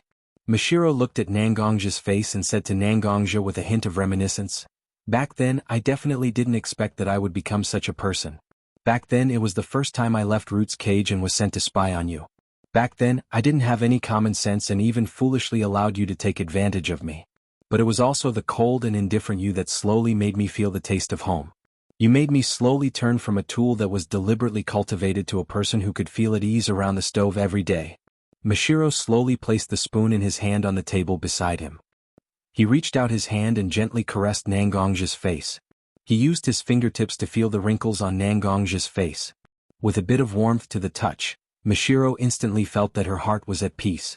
Even if his hand was caressing the man who had accompanied him for many years and allowed him to slowly grow up, Mishiro's heart didn't have any meaningless feelings at all. Instead, he felt a little heartache for this man. Because although Nangongja's face still looked young and handsome, compared to the first time he saw Nangongja, the tiredness in his eyes was so strong that it was difficult to ignore. "Mishiro?" Mishiro's eyes were filled with undisguised heartache. Nangongja naturally saw it clearly. "You don't have to say that. At that time, I also left with Leaf for various reasons and accepted the seemingly absurd and strange task of traveling around the ninja world with you. At that time, I was just like an injured beast, eager to leave the place I originally lived and avoid the people I knew. But it was because I met you at that time that I mustered up the courage to face all the things I should face. At that time, if it wasn't for you, I would have already lost my life in that jungle. It was you who brought me to find Ah Weng and gave me a chance to continue living. So there is no so-called debt between you and me. From the moment you saved my life, you're already my family. For my family, I'm willing to face anything no matter what. Nangongzhi and Mishiro's eyes collided at this moment. The strong friendship in their eyes couldn't be ignored, but Mishiro suddenly moved his eyes away. He picked up the spoon again, his eyes were a little evasive. He used his spoon to point at Nangongzhi's taste dish and said, "The taste is okay, right? If it's okay, I will give you a bowl first. After eating, go and have a good rest. After all, you should have experienced a lot of dangerous things last night." Nangongzhi's expression was a little sluggish, but he still said to Mishiro, "Oh? The taste is very good, I can definitely sleep well after eating the porridge." Mishiro took out a wooden bowl from the cupboard and gave Nangongzhi a bowl of porridge. He scattered a little bit of seaweed and sesame seeds on the porridge, making the porridge look more delicious. Without waiting for Nangongzhi to say anything, Mishiro turned around and walked away. Looking at Mishiro's back, Nangongzhi wanted to say something, but he still closed his mouth. After all, inviting Mishiro himself and Little Linger to visit the grave of Ah Wang, who once saved them and had a close relationship with the three of them, wasn't in a hurry to inform Mishiro. After all, there were still some things that needed to be prepared. Right now, his relationship with Watergate was superficial. If he brought Little Linger and Mishiro to the village, leaving only Nangongro in the wood leaf, Nangongzhi wouldn't be so relieved. But he called Mishiro because when he was entrusted to take care of Little Linger, Mishiro was at the scene. Why would he call his sister? In order to thank Ah Wang for saving his brother so that he could continue to live with his brother. Needless to say, this reason did have some credibility. With his imagination running wild, Nangongzhi held the wooden bowl in his hand and sat on the cushion where he was sitting before. He slowly ate. Behind a wall that Nangongzhi couldn't see, Mishiro was leaning against the wall. His cheeks were blushing like rouge. Listening to Nangongzhi's praise from time to time while eating the porridge, Mishiro's blush became even more conspicuous. Chapter 336. A few days later, Nangongzhi found an opportunity to tell Mishiro that he had promised Little Linger that they would visit Ah Wang's tomb together. Mishiro was naturally very grateful to Nangongzhi for saving Ah Wang when they were in trouble. Therefore he gladly agreed to Nangongzhi's invitation. Because he was worried about his sister's safety in Woodleaf village, Nangongzhi actually went to look for Nangongro. However, Nangongro didn't seem to want to visit Ah Wang's tomb with Little Linger and Mishiro, so she made some excuses. Nangongzhi also couldn't force his sister to visit Ah Wang's tomb with him. Therefore, Nangongzhi found the people from the Blood Cloth Pavilion in Woodleaf village and directly gave them the highest level of protection. If there were any abnormalities, they could directly notify Nangongzhi through the Blood Cloth Pavilion's channels. After making these arrangements, Nangongzhi's heart was a little relieved. After greeting Watergate and pretending to be polite for a while, he directly left Woodleaf village with Little Linger and Mishiro. The village where Little Linger and Ah Wang originally lived in wasn't that close to Woodleaf village. In order to take care of Mishiro and Little Linger's speed, Nangongzhi also restrained his speed. On the road, the three of them walked for nearly half a month. In order to reminisce about the past, they even deliberately took a detour to the place where they had been before. Although Nangongzhi didn't understand this kind of sentimental behavior, since it was the request of the two girls, he naturally didn't have any objections. Looking at the familiar forest and road along the way, Nangongzhi also became a little girl like Mishiro and Little Linger. Looking at the surrounding environment, there was a little bit of sunset in the west sky. Nangongzhi waved at Mishiro and Little Linger and said, "Let's rest for a while. Let's all rest for a while. I looked around and felt that we should be able to reach Xiaoling Air's village tomorrow. Let's rest here for today and set off tomorrow morning." Mishiro and Little Linger also looked at the sky and knew that it was indeed time to set up camp and rest. Thus, they nodded and walked to where Nangongzhi was standing. They seemed to be very familiar with the most basic things like setting up a tent. The few of them were already very familiar with the process and naturally they finished setting up the camp quickly. They even started a bonfire to make food and drive away the beasts that might be lurking around the camp at night. Although to Nangongzhi and the others, beasts weren't anything threatening, it was still quite annoying to have a beast come out to disturb them while they were sleeping soundly. The slightly orange-red flames of the bonfire danced on the wood, as if a female singer in a red dress was dancing gracefully. It had a natural beauty. Little Linger, who was sitting beside the bonfire, didn't seem to be as excited as the flames. Instead, she seemed to be a little quiet. Her pair of eyes were slightly absent-minded as she stared at the bonfire. However, no one knew where her thoughts had drifted to. Humans actually had many common problems. For example, when they were angry they would lose their rationality. When they were intoxicated by love they would become confused. When they stood next to their hometown, they would always have a feeling that they didn't dare to approach. They were afraid that their hometown would become different from their impression of it. They were afraid that many people who used to be familiar with them would forget about them. This kind of feeling was called timid when one is close to home. It was a very normal thing. Nangongja took a blanket and quietly sat beside Little Linger. He gently placed his hand on Little Linger's shoulder. Little Linger was slightly dazed before she reacted. She looked at Nangongja and asked with some doubts, "Brother Nangong, what's the matter? Did Mashiro Jeje need my help to cook?" Although Little Linger wasn't that good at cooking, she would occasionally help Mashiro and Nangong row at home. She could be considered to be experienced in the kitchen. Therefore, when she saw Nangongja suddenly appear beside her, Little Linger immediately thought that it was Mashiro who asked Nangongja to come over to help cook. Nangongja shook his head and denied Little Linger's question. He then opened the blanket in his hand and draped it over Little Linger's shoulder. He gently said, "The temperature in the forest is quite cold at night. Although it's near the bonfire, you still need to wear more clothes. Wouldn't it be bad if you catch a cold?" Little Linger looked at the blanket that Nangongja draped over her body. She seemed to dislike the blanket that Nangongja hastily draped over her body. Therefore, she rearranged her little body and completely wrapped herself in the blanket. Only her two small hands could be seen grabbing the edge of the blanket tightly. However, Nangongja could still see that Little Linger's body was slightly trembling even after being wrapped in such a thick blanket. The reason for her trembling naturally wasn't because of the night breeze, but because of Little Linger's own heart. It had been more than 10 years since she left this remote village. That Little Linger from back then had grown into a beautiful and charming girl. However, this also meant that she hadn't seen her grandfather's burial ground for more than 10 years. The deep sense of self-blame that had been suppressed in her heart was like a pile of stones that weighed down on Little Linger's heart.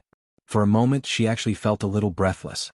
Just a little bit more and she would be able to see her grandfather's resting place. However, Little Linger's heart wasn't filled with joy. Instead, she had a feeling of escaping. As time passed, this feeling became more and more intense. "Don't be afraid." Little Linger could feel the corners of her eyes turning moist. Her legs were also slightly trembling. Suddenly, a gentle voice sounded in Little Linger's ears. Nangongja was still looking at the dancing flames above the bonfire. However, Little Linger knew that the person who spoke was definitely her brother Nangong, who had accompanied her for more than 10 years. He had watched her grow from a child to where she was today. Trembling, Little Linger inhaled a little of the cold air in the forest. Then, she probed Nangongja and said, "But," the hand that was originally on Little Linger's shoulder lightly patted Little Linger's shoulder. Nangongja finally turned his face to face with Little Linger and said, "Don't be afraid. No matter what, aren't I and your Mashiro sister still here with you? So Little Linger, don't be afraid. Since you're here, you should do what you're supposed to do." Chapter 337. The night quietly slipped away from Nangongja and company's dreams. When Little Linger opened her eyes, she discovered that her brother Nangong was already packing their luggage.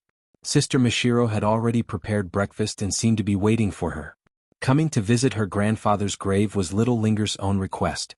Although Nangongja and Mashiro were indebted to Awang, the reason why they were able to sleep in such a remote place was because of her own request. Even if it was just this, it would not allow him to shrink back.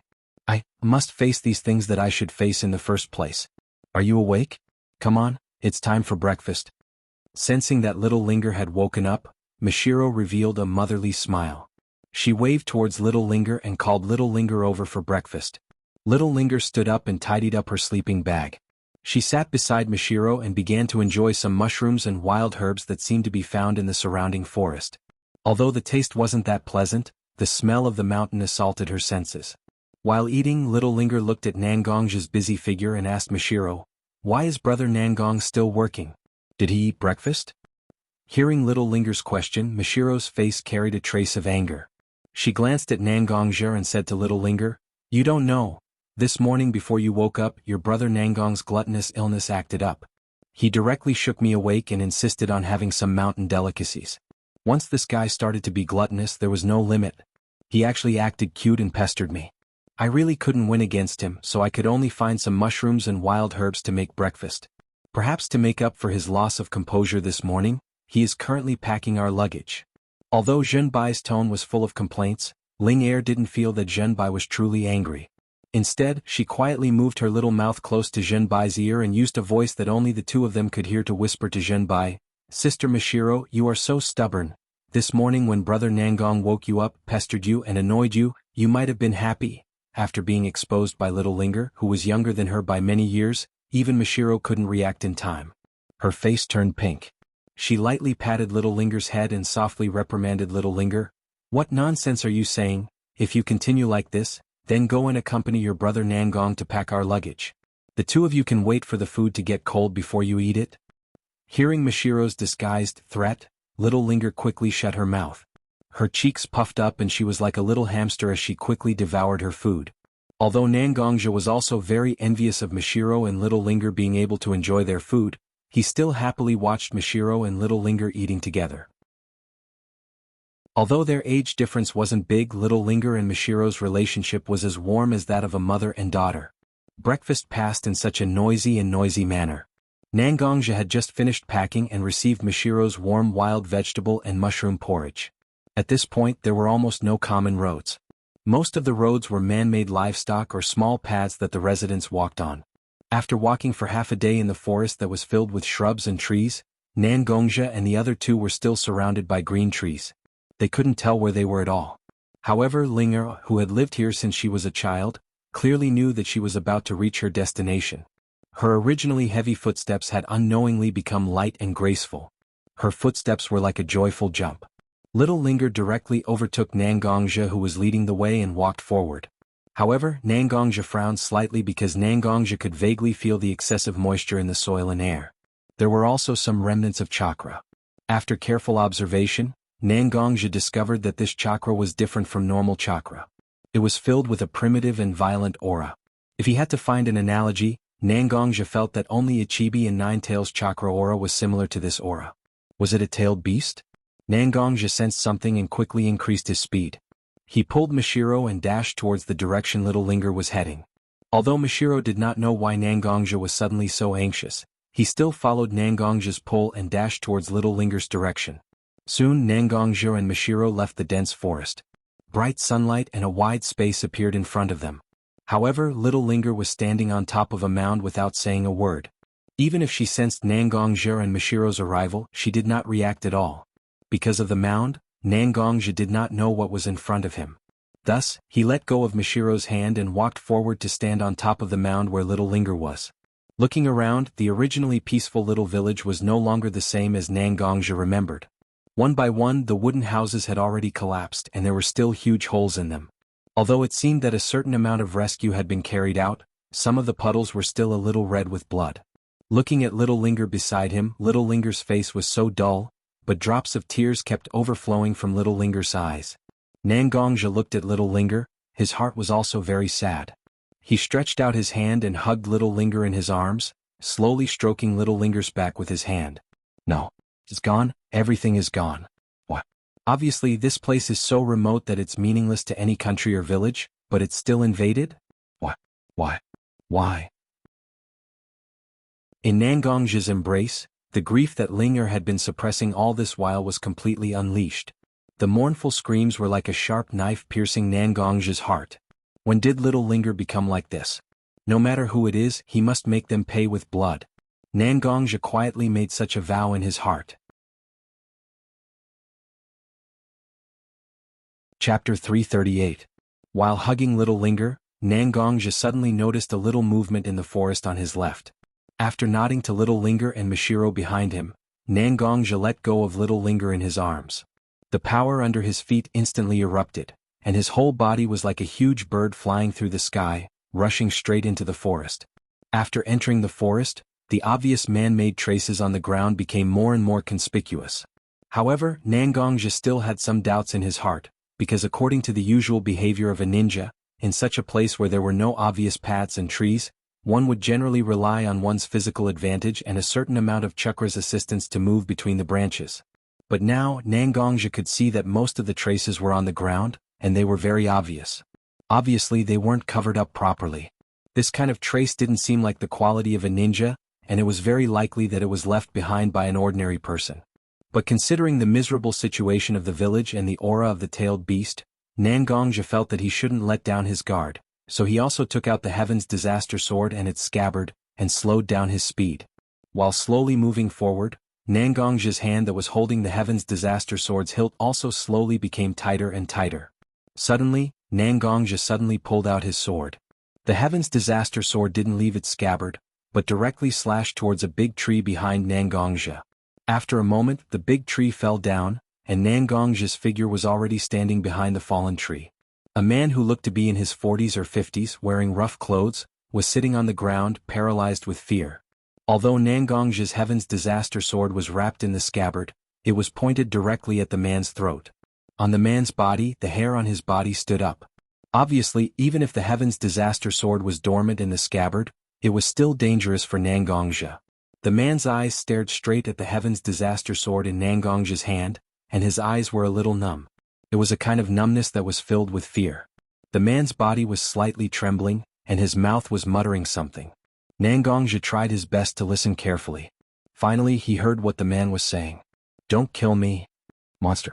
Monster. Don't hurt my family. I'll kill you. Fight. Girl, what's wrong with you? Don't scare father, open your eyes, don't fall asleep. My home. It's gone. It's gone." Gradually, the man who was still staring blankly at Nangongja's scabbard held his head tightly, and the murmuring voice turned into a heart-wrenching roar. The kind of man who lost everything he cherished, who clearly hoped that he could accompany his everything to disappear, was lucky and unlucky to continue living in this world. Poor man. Different from before, Nangongja's heart quietly began to breed a kind of emotion called pity. Didn't he also lose everything he was familiar with? Although he was still young at that time and might not have felt such strong emotions, he would have been driven by the strong desire for revenge in his heart. If he wasn't careful, he might have walked on a path of self-destruction. In that case, wasn't the seal that was engraved on his body a good way to maintain his original heart? Nangongja was actually very satisfied with the days he was living with his sister Nangong-ro, Mashiro, and Little Linger. The extreme emotions that he originally had because he was deceived and coaxed had already disappeared for the current Nangongja. Therefore, Nangongja was filled with sympathy for this man who had a similar experience as him and had already embarked on the path of self-destruction. Instead of letting him torture himself in the human world, Nangongja didn't mind offering his pity to this man. "Brother Nangong." "Wait." Just as Nangongja unsheathed the calamity sword in his hand, Little Linger's voice sounded behind Nangongja. Obviously, she couldn't wait for Nangongja to return, so she brought Mashiro here. Little Linger. Seeing Little Linger walking over, Nangongja's eyebrows slightly knitted together. Because Nangongja didn't want Little Linger to see him killing people, he said to Little Linger in a serious tone, "Bring your sister Mashiro to the side first, I'll be done soon." After saying that, she looked at the pitiful and pathetic man who was immersed in his own world with a sharp gaze. "Brother, what I mean is that I might be able to get some useful information from him. He's a neighbor who often helped me and my grandfather when I was young." After this, Little Linger's eyes were filled with determination and sadness. "After this, I hope that big brother will be able to stop him from living such a painful life." Hearing Little Linger's words, Nangongja finally looked at the child he watched grow up. Unknowingly, Little Linger was no longer the little girl who only knew how to act coquettishly. Instead, she was a mature person who could make her own decisions. He nodded and made room for Little Linger. Little Linger walked to the man's side and slowly squatted down so that she could be at the same level as the man.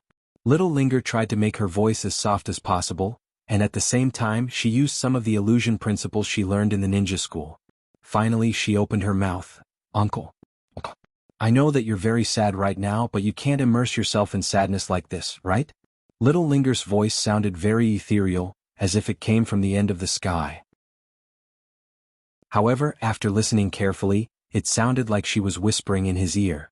It was this extremely conflicting feeling that made the man whose thoughts were in a mess at this moment, a trace of clarity appeared in his eyes. Chapter 339. I shouldn't be sad? The man muttered to himself, "No. My family, my home was destroyed. Why shouldn't I be sad? My home, my daughter. No, no, no." Although it didn't achieve the desired effect, there was no doubt that Ling Er's words had actually torn a small crack in this man's heart. As long as they used the right method to guide him, it wasn't impossible to make this somewhat crazy man reveal the information they needed. Looking at little Linger, who was calmly observing the man's expression and reaction, Nangongja suddenly had a small plan for little Linger's future. However, now wasn't the time to think about this. The most important thing now was to obtain some useful information from this crazy man. Yes, of course you can be sad, because you've already lost everything that you cherish. But is grief enough for you? Whether it's the death of your family or the destruction of your home, it wasn't because of you. It was because of something else, wasn't it? Are you really willing to let something like that go to another place and let others suffer the same pain as you? I know you're a kind person, but do you really want others to suffer the same fate as you, to have their families torn apart and their families destroyed? Following the man's words, little Linger began to guide the man with her chakra-enhanced voice. She hoped that the man could recall the scene at that time. Even if it was just a few words, it could at least provide clues for Nangongja. I don't want to. This kind of suffering, this kind of sadness shouldn't exist in this world. While speaking, the man suddenly grabbed his head with a pained expression. It was obvious that he was recalling the scene in front of his eyes when he was in the most pain. Don't panic, you are safe now. That monster has already left you. Now he is an illusion. You just need to tell me, what did you see? Little Linger signaled Nangongja with her eyes. Nangongja slowly walked behind the man and pointed his index finger at the back of the man's head. He tried his best to make his internal energy gentle and infused it into the man's body, hoping that the man wouldn't fall into the fear in his heart. That's a huge monster. It's covered in spikes and looked very scary. But this monster seems to be afraid of something, and it's running away in a certain direction in terror. Perhaps it was because of the internal energy, or perhaps it was because of little Linger's guidance. Although the man's body was still trembling slightly, he was able to speak clearly. What are the characteristics of this monster have?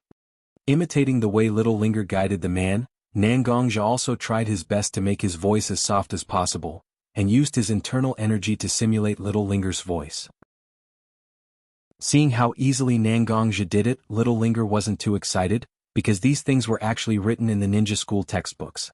If it wasn't for the fact that this man knew her and had a relatively good relationship with her, and that this man was mentally exhausted and broken due to excessive grief, this little trick definitely wouldn't have had such an outstanding effect.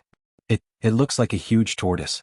But it has 3 tails that are obviously different from a tortoise, and its shell also has many spikes. Tortoise, 3 tails? Among the bijou, only one has such characteristics, and that is the Sanbai Isabu that once belonged to the Mist Village. This bijou was originally used by the Mist as a means to deal with the wood leaf, and it was sealed in the body of Kakashi's teammate, Watergate's disciple, Noera Rin. In order to prevent Rin, who didn't have the qualifications to become a Jinchuriki and couldn't suppress the bijou in her body from being expelled to Konoha's territory, Hatake Kakashi personally used his own unique ninjutsu to kill his own teammate. Tailed beasts were creatures that could only be sealed, not destroyed. Although the Sanbai shared some of the effects of Harano Rin's death because it was sealed inside her body, it was still resurrected over the years and became the only wild-tailed beast known to exist. In the information from the Blood Cloak Pavilion, the information about the Sanbai ended here. Combined with some of the things that Kakashi said to him, Nangongja can probably determine that the Sanbai has indeed been successfully resurrected. But this place is indeed very far from the place where Kakashi killed Rin. According to some records, the Sanbai Isabu is not so willing to leave the place where it was born. You just said, this monster doesn't look like it's here to wreak havoc, but it's running away? As if he grasped the key of the problem, Nangongja continued to ask the man again. The man nodded a little woodenly and then said, this monster is indeed running away. The scene is exactly the same as when I was hunting prey. Did you see clearly what the person who was chasing the monster looked like? Nangongja nodded, slightly confirming his inner judgment, and then asked. He was just floating in the air. With just a wave of his hand, the huge monster was sent flying. I couldn't see his face clearly, but he had very conspicuous hair and he seemed to be wearing black with red patterns, black. While talking, the man's eyes suddenly began to spin rapidly, and his heartbeat became very fast. In just a moment, the man had already fainted. It seems that his emotions were forcibly suppressed, causing his body to be unable to withstand such emotional suppression and self-protection. Looking at the man's situation, Nangongja also quickly said his judgment. Little Linger nodded, naturally knowing that Nangongja was telling the truth. With a little sadness in her eyes, as well as suppressed anger, Little Linger slowly stepped back. When Mashiro saw Little Linger coming over, He immediately took Little Linger's hand and walked to the other side, obviously wanting to counsel Little Linger. Nangongzhi naturally slowly unsheathed the tribulation sword in his hand again. Chapter 340. When Nangongzhi once again stood in front of Little Linger and Mashiro, although there was no blood on his sword, there was still a very faint smell of blood. At the foot of Nangongzhi's shoes, there was some exceptionally moist soil that clearly wasn't from the surface. With a slightly inquiring gaze, Mashiro secretly glanced at Nangongzhi. Nangongzhi nodded towards Mashiro, obviously telling Mashiro that he had already dealt with the pitiful man. Looking at Little Linger, who was being gently hugged by Mashiro, although she was no longer crying, her shoulders were still trembling. It was obvious that her emotions weren't that stable. Nangongzhi helplessly shook his head. After all, these matters had to be resolved by one's own heart first. No matter how much others said, it wasn't as useful as thinking clearly on one's own. Who is he? Little Linger struggled out of Mashiro's embrace. Although she was slightly shorter than Nangongzhi, she still raised her head and looked straight into Nangongzhi's eyes. Her eyes were slightly red and swollen. It was obvious that Little Linger must have cried just now. However, Nangongzhi saw an extremely dense anger and unwillingness in those red and swollen eyes. Nangongzhi didn't wish to see such emotions in Little Linger's eyes. He had also been affected by such emotions before, so he was very clear about how dangerous such emotions were. Even if I tell you, what can you do? Walk in front of this person and offer up your life without any resistance. This was the first time Nangongzhi used such a tone towards Little Linger. Usually, Nangongzhi could be said to be extremely doting towards Little Linger. Sometimes even Nangongro would ask Nangongzhi with a sour tone who he treated as his sister. However, now that Nangongzhi directly said such harsh words to Little Linger, it made Little Linger unable to react for a moment. Even if the price is my life, I will avenge my hometown. Although Little Linger was surprised, she still looked at Nangongzhi stubbornly and said such words. Nangongzhi's heart was suddenly filled with a kind of anger, and the blood in his veins flowed faster. Little Linger. No, Nangongling. Do you think that your life is something that you can give up so easily? Nangongzhi took a small step forward, and the pressure that was hidden in his body was instantly released. Little Linger had seen Nangongzhi release his pressure to others more than once, but this was the first time she personally felt the full pressure from Nangongzhi. Although Mashiro, who was standing at the side, was not the main target of Nangongzhi's pressure, he was also affected to a certain extent. Mashiro, who did not have any cultivation, reacted even worse than Little Linger. Her face became pale, and her eyes were somewhat unfocused. Her legs were also slightly trembling. Little Linger also did not feel good at this moment. In her eyes, Nangongzhi was no longer the brother Nangong who usually smiled gently at her. Instead, he was an executioner who emitted a thick and difficult to disperse smell of blood. Could this be the true attitude of her brother Nangong? For the first time, Little Linger understood that Nangongzhi's title of Yama was not given to her for no reason. Knowing that Little Linger and Mashiro were affected by his pressure, Nangongzhi felt that it was about time to release his killing intent and evil aura back into his body. Little Linger. Is death really as fearless as you said? Nangongzhi walked to Little Linger's side and placed his hand on Little Linger's shoulder. He looked straight into Little Linger's eyes and said, "Although I have experienced many life and death situations and have taken many lives, I have never dared to look down on anyone's life. This is because I know that I am also afraid of death. Death has always been a problem that humans have always tried to avoid. Many people say that they are not afraid of death. For their own ideals, for their own perseverance, they are willing to die. However, when death really came to a person, that kind of instinctive fear was something that couldn't be resisted at all. The reason why I am so angry this time is not because you are obsessed with seeking justice for the destruction of your hometown. It is because you view your life so lowly. You have never been alone. You have me, your sister Rower, and your sister Mashiro by your side. We have always been concerned about you.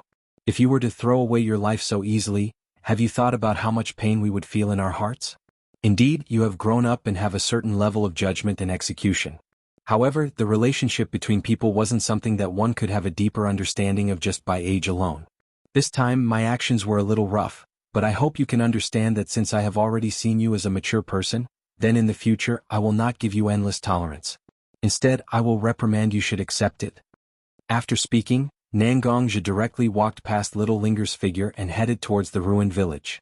Mashiro also seemed to have recovered from Nangongzhi's rough coercion. She slowly walked to Little Linger's side and placed her hand on Little Linger's head. Then she slowly embraced Little Linger. Little Linger, Miyagi's words were indeed a little overboard. However, I think that with your intelligence you should understand, right? If it wasn't for Miyagi treating you as a family member and wanting you to grow up, he would definitely not show such an abnormal emotion, right? Mishiro and Little Linger had lived together with Nangongja for so many years. Naturally, they understood that Nangongja was usually a slightly dull and even somewhat taciturn person. However, this time Nangongja showed such a rare anger. This was enough to prove that Little Linger occupied an important position in Nangongja's heart. Let's not talk about how Mishiro comforted Little Linger. At this moment, Nangongja had already arrived at the ruined village. Although there was only a faint trace of chakra in the air, Nangongja could still find some traces left behind by the use of ninjutsu. There were pools of water, ice shards in the corners of houses, and traces of sharp objects on the trees and houses. These were all important evidence for Nangongja to judge the participants. Chapter 341. Although Nangongja didn't agree to let Little Linger seek revenge, but Nangongja was still very grateful to Awang for saving his life. This village was the former residence of Awang, and also the place where his bones were buried. The purpose of the three of them coming here was to pay respects to Awang, but now they couldn't even find Awang's grave. Nangongja was also very angry and very sad. So this kind of thing must not be ignored so easily. Judging from the traces on the ground, the ninjutsu used by the two sides should include ice, water and wind attributes, these three types of chakra. But these three types of attributes didn't bring about the effect of floating in the air like the crazy uncle said. From the information Nangongja once read, Isabu was a tailed beast with these three types of attributes. So, can we assume that the person who forced Isabu to flee for his life didn't use any of these three types of attributes? Many people say that tailed beasts are actually monsters created by the self-consciousness of chakra, although there is no evidence to prove this point, but at least it shows that the use and control of chakra is much better than the average ninja. Relying on the attributes of a tailed beast to attack a tailed beast, how can such behavior be realized? And wearing black clothes with red lines on it, according to Nangongja's knowledge in the entire ninja world, I am afraid that only the Akatsuki which has conflicts with him and also cooperates with him, and even the Akatsuki which he planted a nail in his back. Fighting against a tailed beast alone, and even having the upper hand, such a person must be extremely famous in the ninja world, and only the Akatsuki can do such a thing and hide such a strong person quietly without anyone knowing. Taking out a scroll from his arms, he directly tore it open. After a cloud of smoke rose, a black crow has already appeared on Nangongja's shoulder. After Nangongja whispered a few words to the crow on his shoulder, the crow directly turned into pieces of black feathers and disappeared without a trace. Seeing that the crow has disappeared, Nangongja also nodded and returned to Little Linger and Mishiro's side. Brother Nangong. I was wrong. No matter what, I shouldn't take my life so lightly. But those people who have lived with me for many years and the place where my grandfather rested, all of them were destroyed because of the so-called monster and the godlike man floating in the air. I really can't bear this. After saying that, Little Linger also showed her strong unwillingness. Nangongja naturally knew what kind of temperament Little Linger has. Perhaps after being persuaded by Mishiro for so long, she indeed gave up the impulsive plan of going alone to seek revenge, but she will absolutely not give up on seeking revenge. Well, you don't have to worry about these things. I have my own plans. I will certainly not let those unscrupulous people be so free. Even if there is no way to directly kill them, at least there is no problem in causing trouble for them. Nangongja knew that he was going to face the Akatsuki. Although his strength has also reached the Kage level in the ninja world, but the people of Akatsuki also have their own unique skills, and their advantages are not inferior to the Kage level powerhouses. Of course, he can't just foolishly run up to them, so it seems that the only thing he can do is to cause trouble for them. Previously, the disciple of the Bloodcloth Pavilion who came here to remove the grave wrote the location of the grave in the report. It is a little far from the location of this village. If we are lucky enough, the grave of a Wang should be fine. Let's first go to the grave of a Wang, and then see how to take revenge for the people in this village, okay? When Nangongja said that a Wang's grave may be fine, Little Linger's eyes began to shine. Her grandfather's rest has not been disturbed yet? Little Linger's heart at the moment was filled with joy like wild grass.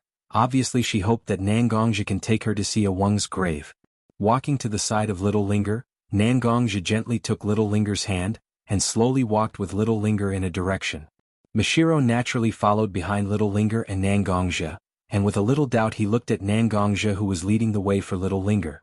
Mashiro also participated in the management of the Bloodcloth Pavilion, and it happened that the report about a Wang's grave was actually from Mashiro's hands. Mashiro still had some vague impression about the records, although he didn't remember where a Wang's grave was, but he was sure that a Wang's grave was not in the direction where Nangongja took Little Linger.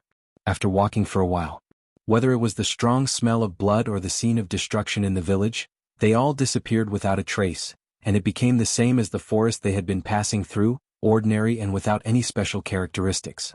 A tombstone carved out of bluestone appeared in front of Nangongja and Little Linger.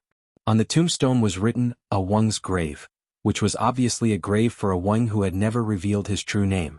Little Linger burst into tears the moment she saw a Wang's tombstone. She hugged a Wang's grave and cried non-stop while talking about her experiences over the years, repeatedly expressing her self-blame for not coming back to see a Wang. However, Mashiro quietly pulled Nangongja to the side and pointed at the grave that Nangongja called a Wang's grave. "This isn't a Wang's real grave, right? What did you do?" Nangongja pressed his index finger on Mashiro's lips, hinting Mashiro not to disturb Little Linger. He then lowered his voice and said to Mashiro, "No matter if it's the tombstone or the coffin, they all belong to a Wang. I also read the report about a Wang's grave. After confirming some things, I directly went to a Wang's grave and found that it was also affected and very miserable. Therefore, I immediately brought a Wang's coffin out and brought this tombstone here to be buried. It took me a lot of time to arrange such an old scene." After listening to Nangongja's words, Mashiro naturally understood that Nangongja did this to appease the hatred and anger in Little Linger's heart, which was why he did this extremely disrespectful act. Hopefully, Wang could also understand Nangongja's painstaking efforts. Chapter 342. In the end, after paying their respects to Wang, Nangongja and the others returned to the wood leaf. However, the three of them couldn't let go of the things that happened in Little Linger's village. Every time they avoided Nangongja and Mashiro, Little Linger would always be in a daze. No one knew what she was thinking.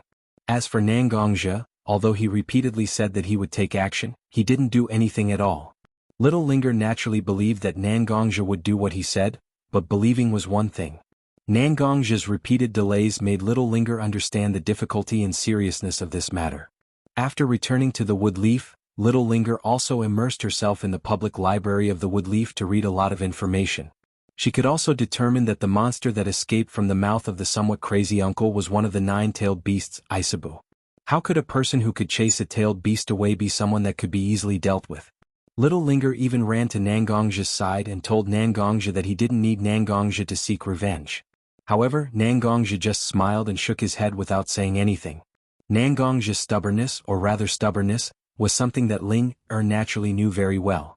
In order for Nangongja to avenge those who had already died and weren't close to her, she felt that it wasn't worth it to risk her brother's life. However, Nangongja seemed to be stubborn. He didn't even consider giving up. She didn't know if it was purely because of the destruction of the village or if there were other deeper reasons. In the middle of the night, the bright moon hid its appearance in the dark clouds. The originally cold moonlight was completely hidden at this moment. Nangongja, on the other hand, was neatly dressed and walked towards the forest outside Konoha. Although there was a barrier around the wood leaf, it was only designed to prevent ninjas from reaching Kage. At Nangongja's level, he could completely hide his whereabouts at specific nodes and not be discovered by the barrier. Nangongja was surrounded by tall trees. Because it was late at night, whether it was insects or birds, they seemed to have fallen asleep at this moment. The surroundings were silent. Nangongja could clearly hear his own breathing and heartbeat in his ears. Suddenly, a crow appeared on a big tree. The crow was very ordinary, its feathers didn't reflect light, but its eyes were very unusual. This was because it had a pair of 3 Tomo Sharingan. Caw, caw, caw. When the crow saw Nangongja, it made a very strange sound. Nangongja also nodded his head as if to tell the crow that the surroundings were safe. The crow's eyes turned in a circle, then it directly spread its wings and flew down from the branch. Like sand being swept away by a gust of wind, the crow turned into a clump of feathers that far exceeded its original size. The feathers gathered in front of Nangongja, and slowly a human figure was piled up by the feathers. When the feathers scattered, a person wearing the Akatsuki's black robe with red clouds and 3 Tomo in his eyes appeared in front of Nangongja. These years, Itachi had been in the Akatsuki organization. As the Akatsuki organization's multifaceted spy to Woodleaf's relationship to Akatsuki organization, and Nangong's relationship to Akatsuki organization, the huge pressure seemed to make Itachi's appearance more weary. Don't know whether it was an illusion or not, but Nangongja always felt that Itachi's eyes were not so bright, as if he was extremely tired. Now is the time of trouble, you suddenly came to find me, I hope you are not looking for something boring. Itachi's tone was somewhat cold, but Nangongja was very clear about Itachi's situation. In the Akatsuki organization, there was a certain amount of suspicion towards Itachi. For a long time, the Akatsuki organization used Itachi as a knife in their hand, and didn't let him come in contact with any of the Akatsuki organization's confidential information. Even if he accidentally learned some things, most of them were some unimportant or vague information. The Akatsuki organization also sent a lot of diversion to Woodleaf through Itachi more than once.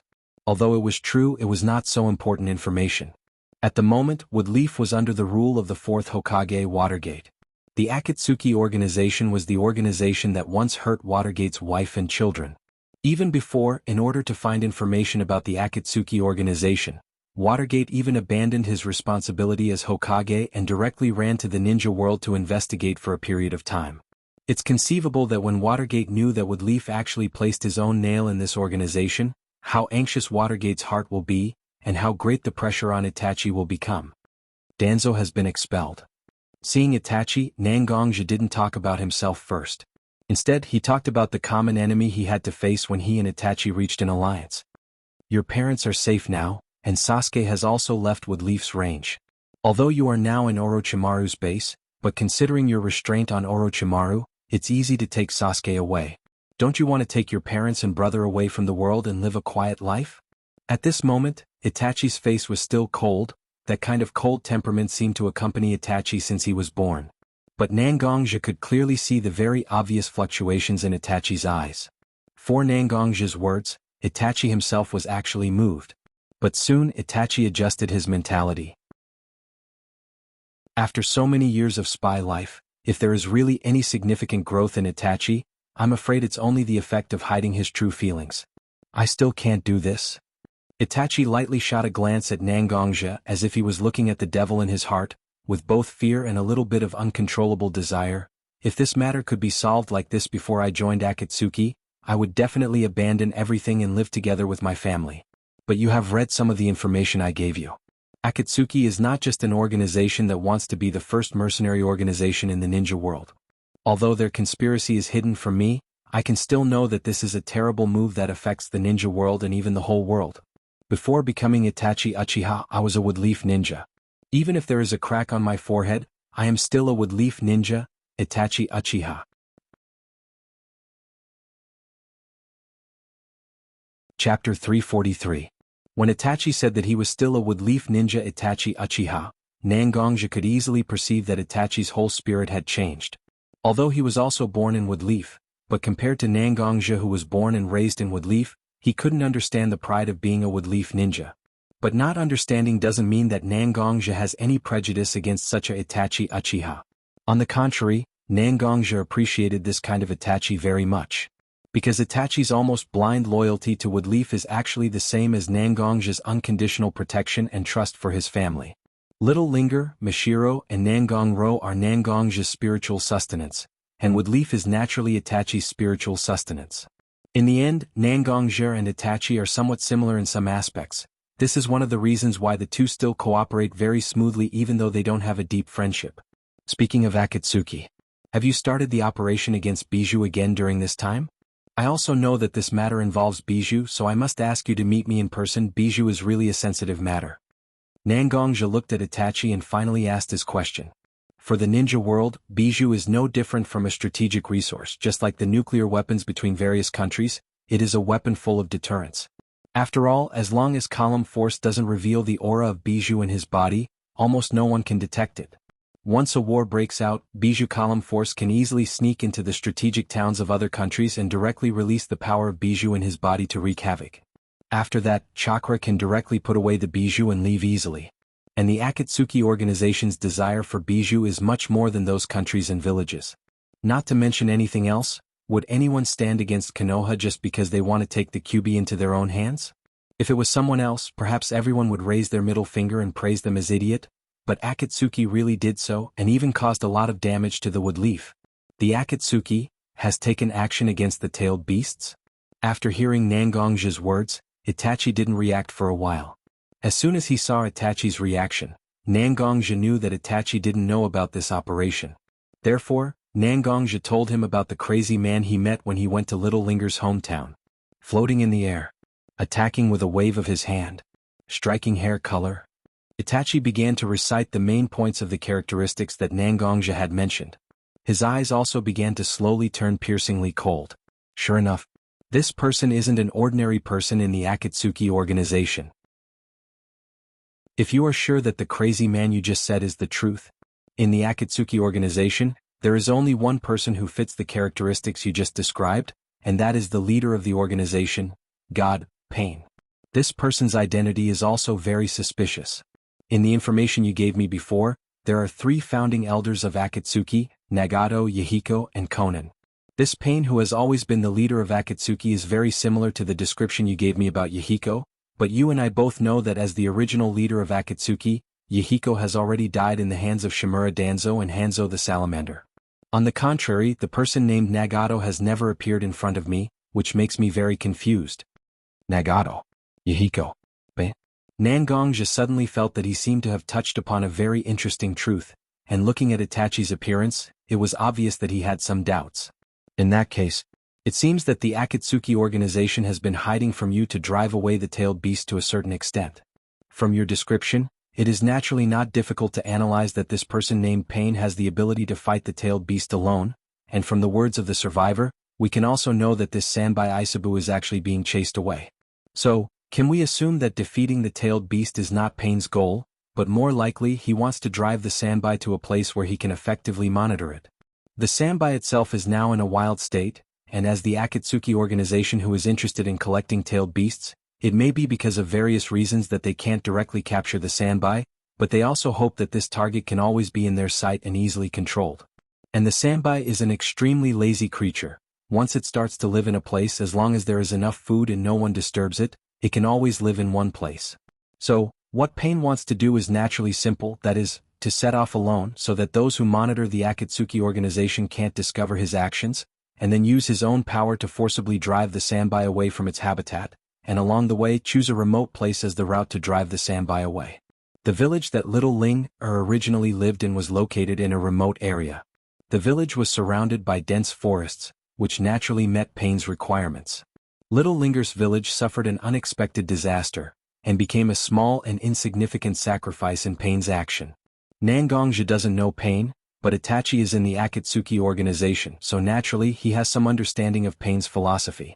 Pain has always claimed that his actions are for the eternal peace of the shinobi world, although he doesn't know what Pain is going to do, but from what Nangongja said, it is naturally not difficult to judge that Pain actually doesn't care so much about the lives of ordinary people. Itachi. Nangongja was silent for a long time and finally said to Itachi, Uchiha, although we don't know the specific plan of the Akatsuki organization, but Tailed Beast must be an important part of it. So I hope you can try to find out where Pain is keeping the Sanbai in captivity. Since it is the target of his own surveillance, he will naturally send people to monitor it. Once there is a transfer of personnel, there is naturally no way to completely hide it. I need you to help me find out all the useful information.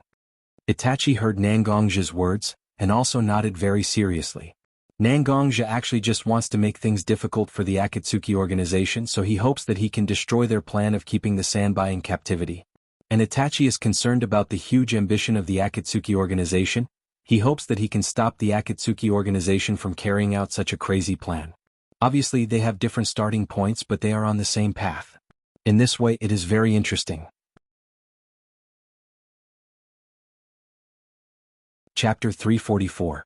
Whether it was Itachi or Nangongja, they were very concerned about finding the Sanbai's habitat and destroying the Akatsuki's plan.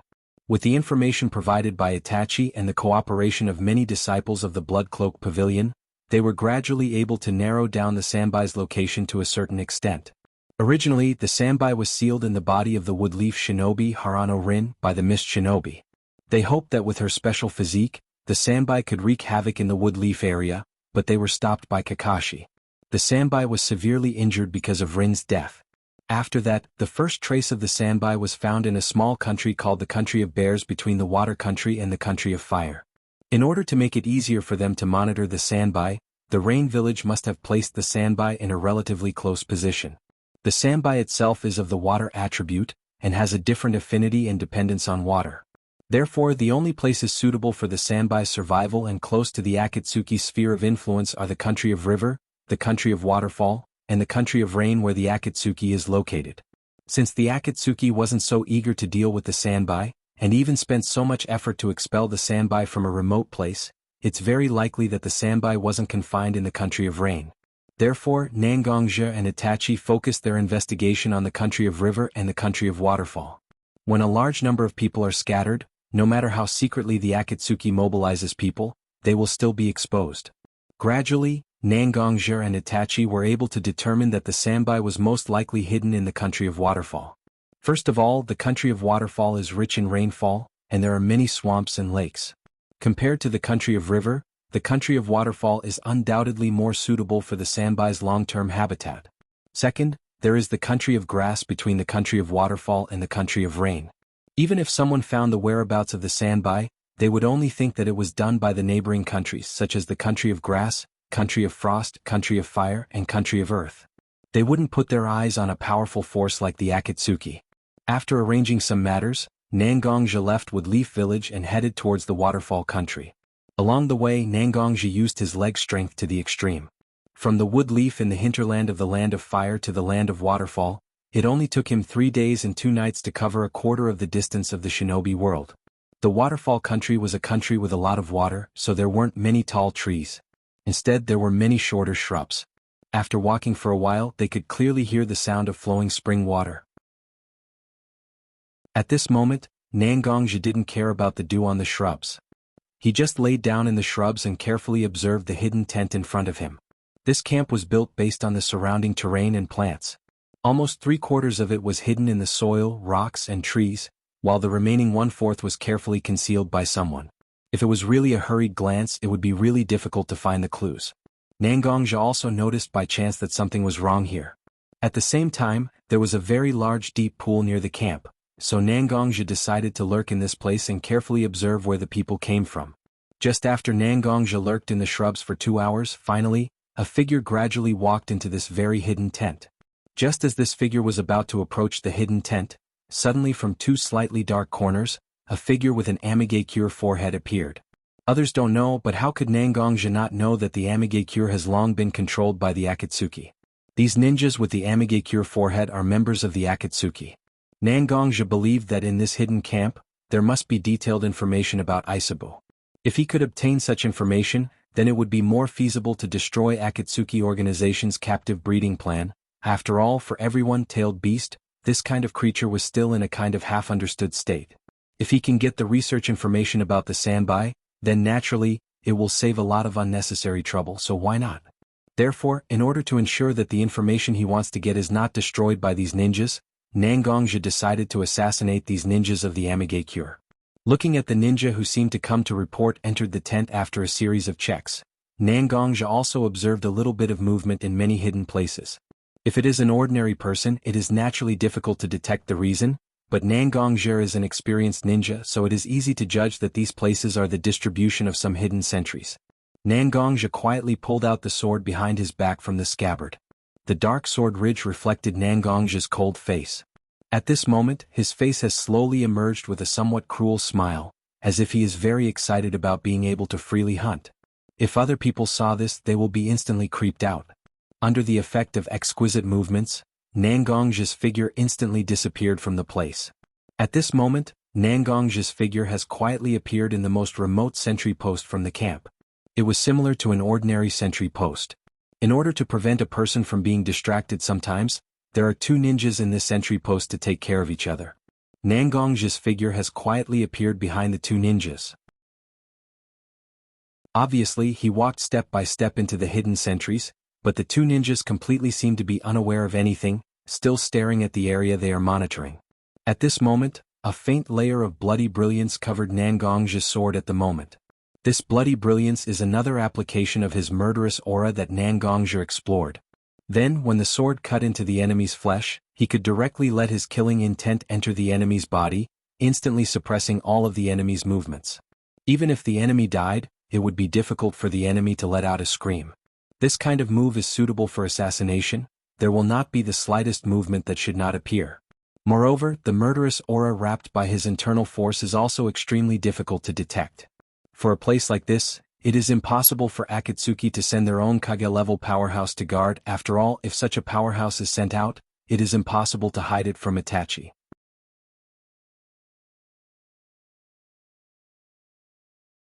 Chapter 345. Blood was quietly spilled on the ground. Nangongzhi has basically eliminated all the sentries outside the Akatsuki's camp. Only the main personnel in the big tent needs to be dealt with. Nangongzhi also carefully observed whether there were enchantments set up around the camp. Sure enough, there were some simple and easy-to-operate enchantments to locate the enemy. Nangongzhi has not seen 1,000 of such barriers, but he has seen at least 800 of them. There is really nothing new about them. After a little bit of movement on several important nodes, a loophole easily appeared on the barrier. Through this loophole, Nangongzhi was finally able to see the whole picture of the camp. There are nearly 20 large and small tents in this camp, and roughly estimated that there are at least 100 ninjas in it. Among these people, except for the 20 ninjas he just killed in the periphery and the ninjas who were responsible for observing the Sanbai, Nangongzhi estimated that there should be about 50 ninjas in this camp. Nearly 100 ninjas, even if a large part of them are genin and chunin, it's already a huge force for an ordinary ninja village, but Akatsuki can directly place such a force directly here to keep an eye on the Sanbai. On the one hand, it is naturally because the Sanbai is very important to Akatsuki, and on the other hand, isn't it because Akatsuki is rich and doesn't mind such a force being idle? Still, according to his previous plan, as much as possible, silently kill the ninjas of Akatsuki, not giving them the opportunity to destroy the information, so as to find a way to destroy their captive plan. Nangongzhi quietly entered a tent, using his wood leaf white fang's assassination method, and constantly killing the ninjas in it, and Nangongzhi was also very careful to control the amount of blood he killed, making the smell of blood as vague as possible. In such a big tent, generally the weaker people were placed in the periphery, and the stronger people were placed in the middle. Nangongzhi also followed such an experiment, and began to eliminate these ninjas of Akatsuki organization in a circle as if he was peeling silk from a cocoon. With the passage of time, Nangongzhi's assassination target is also getting stronger and stronger. In order to achieve his goal, Nangongzhi's killing frequency has also begun to sharply decrease. Nangongzhi at this moment can clearly feel that his physical strength and spirit have reached an extremely exhausted state. Such a high-intensity assassination can no longer continue like this. Combined with the general strength of the ninjas he killed in this big tent, Nangongzhi believes that there are at most 3 Jonin ninjas in this big tent.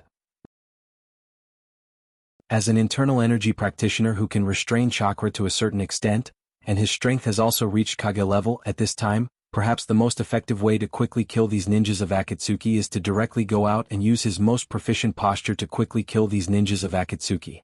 After thinking for a little bit, Nangongzhi finally decided to directly go all out to kill all the remaining ninjas of Akatsuki.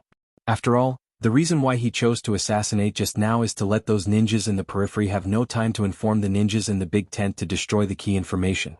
Now that he has almost killed all the ninjas of the periphery, naturally there is no need to worry about this aspect, so why should he use a method that he is not so proficient in to carry out this kind of mission?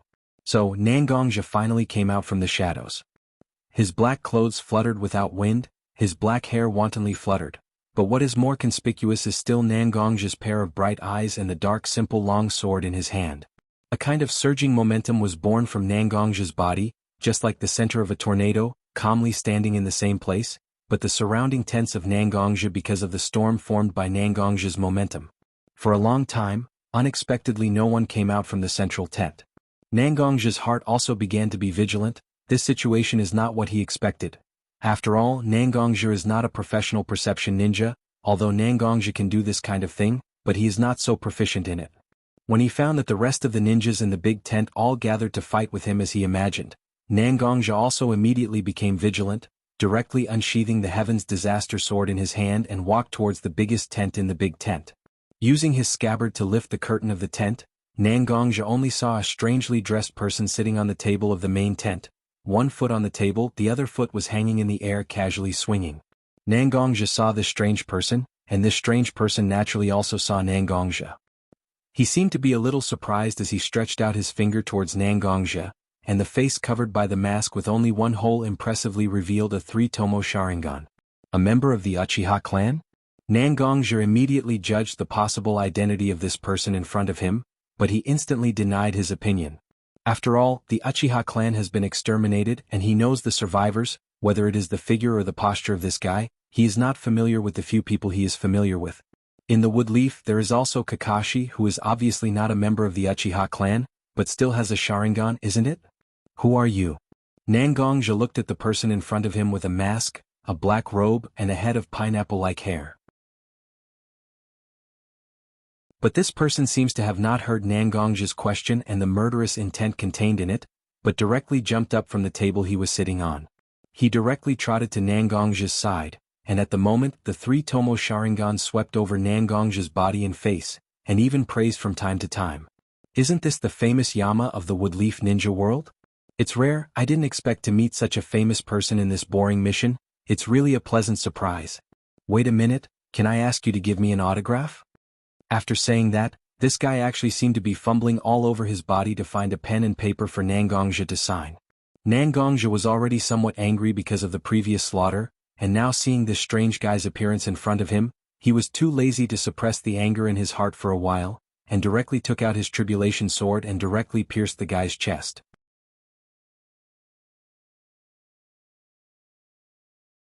Chapter 346. The moment the Heaven's Calamity sword pierced through the strange person in front of him, Nangongja immediately pulled his sword out of the person's chest. He even exerted force with his feet and jumped back to distance himself from this strange person. What? That was because Nangongja's sword, which had clearly hit its target, did not feel real at all when it pierced into the man's body. But Nangongja could clearly perceive that the man in front of him wasn't an illusion, but a real existence. Regardless of whether this ability was a Kekkei Genkai or a unique ninjutsu, the most important thing to do now was to open up the distance between them. You. Who are you? Nangongja looked at the strange man and asked the same question. However, compared to his disdainful tone at the beginning, Nangongja's tone had become more serious. Tisk. It was obvious that the masked man was very displeased with Nangongja's attitude. I thought that the Yama King of Konoha would be a little more interesting, but I didn't expect him to be so boring. Do you want to know who I am? It doesn't matter if I tell you, this uncle is called Hoodlum, Akatsuki's first official member candidate. Hearing Hoodlum's words, Nangongja actually didn't believe him. After all, through Itachi's information, Nangongja already knew what kind of people the Akatsuki's official members were. Except for Konan and Pain, who hadn't shown their full strength, the other official members were indeed talented in various aspects. To a certain extent, they could also be comparable to Kage-level experts. Even if they had the advantage, they still had the opportunity to defeat Kage-level experts. And this hoodlum in front of him clearly had the ability to let attacks pass through his body without causing any harm. Although he couldn't see for the time being whether this ability could let all physical and energy pass through his body, and what was the limit of this ability. But in Nangongja's opinion, a person with this kind of ability was fully qualified to become an official member of the Akatsuki, and not like what Hoodlum said, he was only a first official member candidate. But even in the face of such a strange ability, Nangongja didn't intend to shrink back. In the past few days, Nangongja also found that his behavior was becoming more and more unlike what he should be doing. Perhaps it was because of the expulsion of Danzo from Konoha, or perhaps it was because he let his three family-like existences leave the Blood Cloak Pavilion and the Lion Clan space that he felt was very safe. Therefore, Nangongja hoped that he could save his own life and the lives of his family. Due to various reasons, Nangongja also clearly sensed that he was beginning to weaken. The iron-blooded Yama who made people tremble in fear on the battlefield back then seemed to have quietly changed at this moment. His heart that was as hard as iron had actually begun to slowly melt. Nangongja tightly held the Heaven's Calamity sword in his hand. This time he wanted to try and change it. Seemingly aware of the change in Nangongja's mentality, Hoodlum, who looked very sloppy just a moment ago, also slowly straightened his slightly bowed body.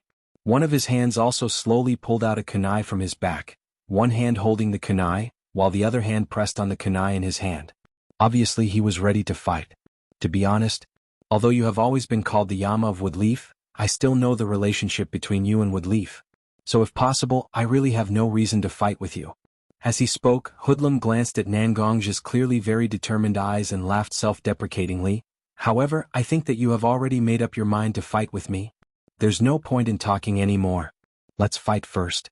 As he spoke, Nangongja directly drew his sword and ran towards Hoodlum. Nangongja held the disaster sword with both hands and placed it next to his left ear. The inner strength in his body circulated at high speed, mixing with killing intent and hostility as it wrapped around the disaster sword. There were even strands of undetectable sword chi that wrapped around the disaster sword. Gusts of wind quietly wrapped around Nangongja's body as he ran. Slowly the wind became stronger and stronger. Regardless of whether it was the surrounding tense curtains or the dust on the ground, they were all blown away by the wind. At this moment, Nangongja was like a ferocious tiger descending from the mountain, or a dragon dancing in the sky. His aura was extremely powerful and domineering. Hoodlum, who was standing opposite of Nangongja, naturally felt it the most.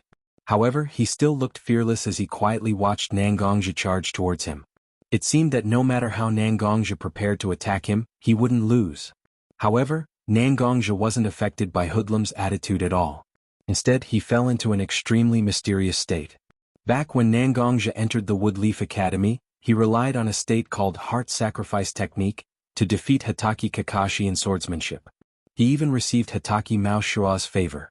However, over the years, it had become increasingly difficult for Nangongja to enter such a state. Today, Nangongja was completely immersed in his sword for the first time in a long time. Ignoring Hoodlum's expression and his surroundings, Nangongja suddenly had a strong desire in his heart. Swing the sword. Swing the sword non-stop. It wasn't to defeat his enemy, nor was it to familiarize himself with swordsmanship. It was purely to swing the sword. That strong desire was like a thirsty person craving for spring water, or a hungry person craving for food. It was a primitive desire that came from his own blood and body. Finally, Nangongja's body was in front of Hoodlum. His own calamity sword could also attack Hoodlum.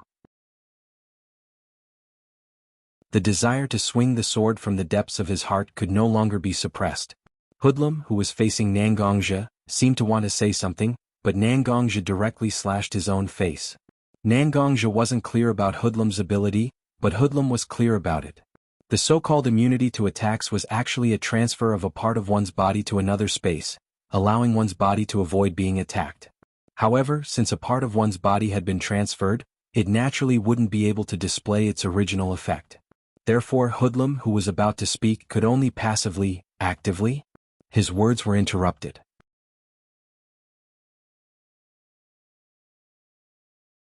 Chapter 347. When Hoodlum saw Nangongja's sword slash across his neck, his throat was transferred to his body. Just as Hoodlum was about to open his mouth to escape, Nangongja directly slashed at his shoulder joint. Nangongja's sword was extremely fast, so Hoodlum could only restrain himself and redirect Nangongja's attack. Limbs, joints, internal organs, and any other fatal or serious weakness of the human body were all attacked by Nangongja's sword. Hoodlum didn't have a chance to speak at all. He could only passively move a part of his body to avoid being hit. Just looking at the Red Heaven's Calamity Sword in Nangongja's hand, Hoodlum already felt great pressure. Nangongja, who was frantically swinging his sword, completely ignored Hoodlum's predicament. Instead, he seemed to be enjoying himself. The internal energy and sword energy covering the Heaven's Retribution Sword started to dissipate bit by bit, causing the originally ferocious Heaven's Retribution Sword to return to its original dark and simple appearance. Although the internal energy and sword energy were dispersed, Hoodlum didn't know why, but he felt that Nangongja's sword had become even more ferocious. The current state of the two of them was extremely comical. Hoodlum was like a wooden puppet standing in a daze on the spot. Because his joints were constantly being attacked by Nangongja, he couldn't exert any strength. Nangongja's sword was originally very fast, and it was as if the entire sky was filled with the afterimages of his sword. Smoke and dust surged around Nangongja, making him look very imposing. But now it was as if he had lost all of his strength. His sword danced very slowly, but one could faintly see that Nangongja's arm had transformed into several afterimages that attacked different parts of Hoodlum's body. As the one being attacked, Hoodlum naturally knew that it wasn't that Nangongja's speed had slowed down, but that his speed was too fast.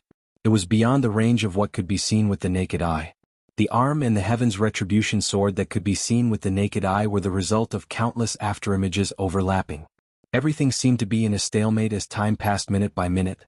Nangongja didn't seem to be affected, but Hoodlum didn't seem to be as confident as before. Suddenly, Hoodlum gathered all the chakra that he could control and released it. The shockwave from the chakra forced Nangongja back by half a step. Hoodlum also took advantage of this opportunity to absorb his body into a spatial vortex and appear far away from Nangongja. Spatial ninjutsu.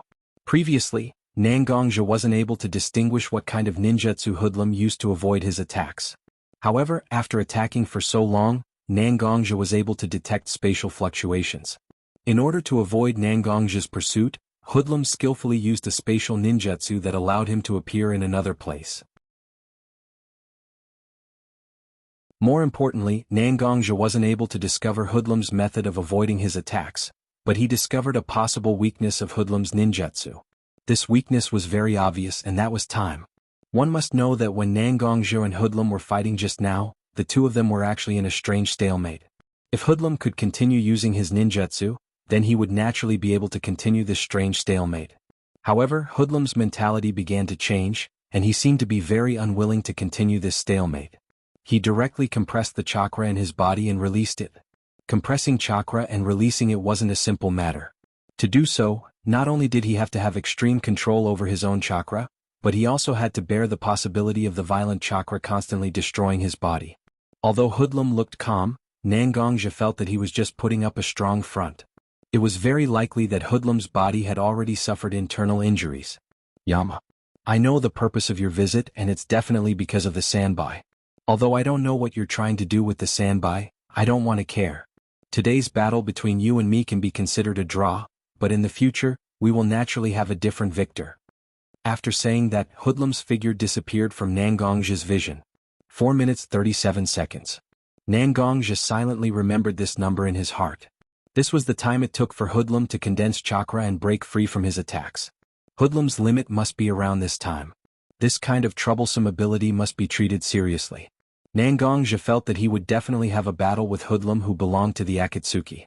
After quietly keeping Hoodlum's matter in his heart, Nangongja walked to the table where Hoodlum was sitting. He picked up the scroll and hurriedly skimmed through it. After that, he seemed to have found some useful information and began to carefully read it. Outside the Akatsuki's secret camp, Hoodlum and Zetsu were standing together looking at Nangongja's camp. Zetsu was puzzled as he asked Hoodlum, "Why didn't you deal with this guy? Although it seemed like you didn't have the strength to retaliate, but I know that as long as you're willing to pay a small price, you can definitely kill this alien ninja who cultivates internal energy. This guy, I feel that we will definitely have to face a formidable opponent in the future." Hoodlum glanced at Zetsu, who was standing beside him, and said with a bit of ridicule, No, he still has his own value. Our goal has never been to eliminate dissidents, but to collect tailed beasts to complete our plan.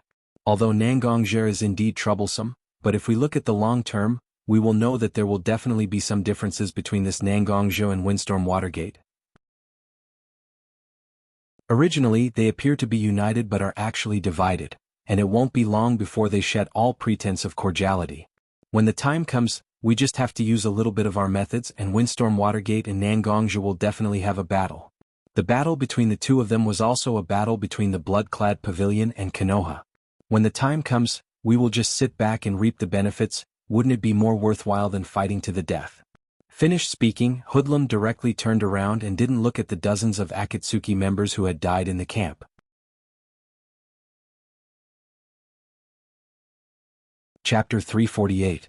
After reading all the scrolls on the table, Nangongja tried to wander around the tent. Some of the places where Nangongja thought could be used to store confidential documents were also checked by Nangongja one by one, but he still didn't get any valuable information. Tailed beast for the human race, it was really too strange. Even if the human race didn't know how many times these 9-tailed beasts were sealed in Column Force's body, even in the long river of history, there were many people who achieved perfect compatibility with the tailed beasts in their body, but tailed beasts were still a big mystery. Even the tailed beasts themselves couldn't explain clearly why they were born and why they didn't die out. Although Akatsuki organization targeted tailed beasts, but their research was also extremely deep and couldn't form any valuable information. Nangongja indeed had some interesting conjectures in the scrolls, but conjectures were after all just conjectures. There was no way to prove it. Dealing with the sandbai didn't seem to be a simple matter. Nangongja's eyes turned, He hoped that he could think of a way to drive the Sanbai out of here and hide it. In fact, Nangongja could fight with the Sanbai, which was relatively weak among the tailed beasts, and he also had a lot of confidence to kill the Sanbai, but the fact that the tailed beasts were immortal was really meaningless. In here, even if all his hair turned white, it wouldn't have any effect, so it was better to face the tailed beast that he obviously knew a lot about but never faced. From the scroll just now, Nangongja already knew the specific location of the Sanbai, so he didn't encounter any obstacles on the way to find the Sanbai. Along the way, Nangongja also found a lot of subtle traces of ninja activities, but after some analysis, Nangongja already knew that these ninjas who originally stayed here had already retreated. It seems that when the guy called Hoodlum ran away, he also let the Akatsuki ninjas retreat together with him. After walking for a while, Nangongja had already arrived at the side of the deep lake. Perhaps because the lake was too deep, the lake in front of Nangongja actually had a very deep blue-black color. Standing still, Nangongja directly released his internal energy and that surging momentum. He used this method to attract the Sanbai that was hidden in the deep lake. Nangongja's method was obviously very effective. The originally calm lake suddenly turned over a layer of white water, and a turtle shell with sharp spikes slowly floated up from the lake. Slowly, this huge creature revealed its full appearance, with a tortoise-like body and 3 long tails. It was obviously Nangongja's target, Sanbai Isabu. When the Sanbai appeared, its eyes were very fierce. After all, it was previously chased around by a human ninja like a dog. Now that he could finally have a good night's sleep, another human came to his doorstep and released his aura so casually, as if he was afraid that he wouldn't notice him. If this wasn't a provocation, then what was? Sanbai stared intently at the sword in Nangongja's hand. Instinctively, Sanbai felt that this thing, which was so small that it would be disdained to be its toothpick, was emitting a very dangerous feeling at this moment. Nangongja naturally noticed the gaze of the Sanbai, but Nangongja knew in his heart that now is not the time to fight with the Sanbai. His purpose is not to kill the Sanbai, but to let it escape from the control of Akatsuki. Together with the scabbard, Nangongja directly inserted his Heaven's Disaster sword into the slightly soft soil next to the deep lake, then shouted to the Sanbai, "Sanbai, I am not your enemy. I didn't come here to fight with you. As a tailed beast, you should be able to understand my words. Now I put my weapon aside to express my sincerity. I hope that I can have a good talk with you." Sanbai, who has been a Jinchuriki for several generations, naturally understood Nangongja's words. A look of doubt appeared in his eyes at this moment. After all, when humans see a tailed beast, they will either scream and run away, or blindly believe in their own strength and directly fight with the tailed beast. But there has never been a person like Nangongja who directly threw his weapon on the ground, and wanted to have a talk with the tailed beast. Even Column Force, who is connected to the life of a tailed beast, can't do this, right? In the memory of the Sanbai, there was only one person who was so close to it. Among the tailed beasts, the Sanbai itself is the kind of tailed beast with a relatively good character, so at this moment, the Sanbai also used a secret method to let its voice appear in Nangongja's mind. "Why should I believe you? You humans are all bad, attacking me for no reason. Every time I want to have a good sleep, someone will disturb me. When I was getting along with Yagura, suddenly a human used the same eyes as the old man's to control me and Yagura. I don't want to believe in humans anymore." A slightly immature voice suddenly appeared in Nangongja's mind, and the Sanbai in front of him also stared at Nangongja with his big eyes. Obviously the owner of this voice was the Sanbai. He thought that these tailed beasts were a group of old guys, but he didn't expect the Sanbai to have such a young voice. Should it be said that no tailed beasts can't be judged by their appearance? The Sanbai and Nangongja didn't have anything to hide, but they mentioned a lot of interesting things. Yagura is the name of a Mizukage of the Mist. It is said that he is the one who can perfectly use the power of the Sanbai Column Force. So it is natural that he and the Sanbai get along well. But there is actually someone who can control the Sanbai and Yagura at the same time. Nangongja doesn't know what kind of Genjutsu level is needed to achieve this, but such a person must have reached the pinnacle in Genjutsu. Not to mention these things, Nangongja also roughly figured out what kind of character the Sanbai has through the words of the Sanbai. As long as he can appease the Sanbai, it is not impossible to take the Sanbai away from this place where the Akatsuki is monitoring.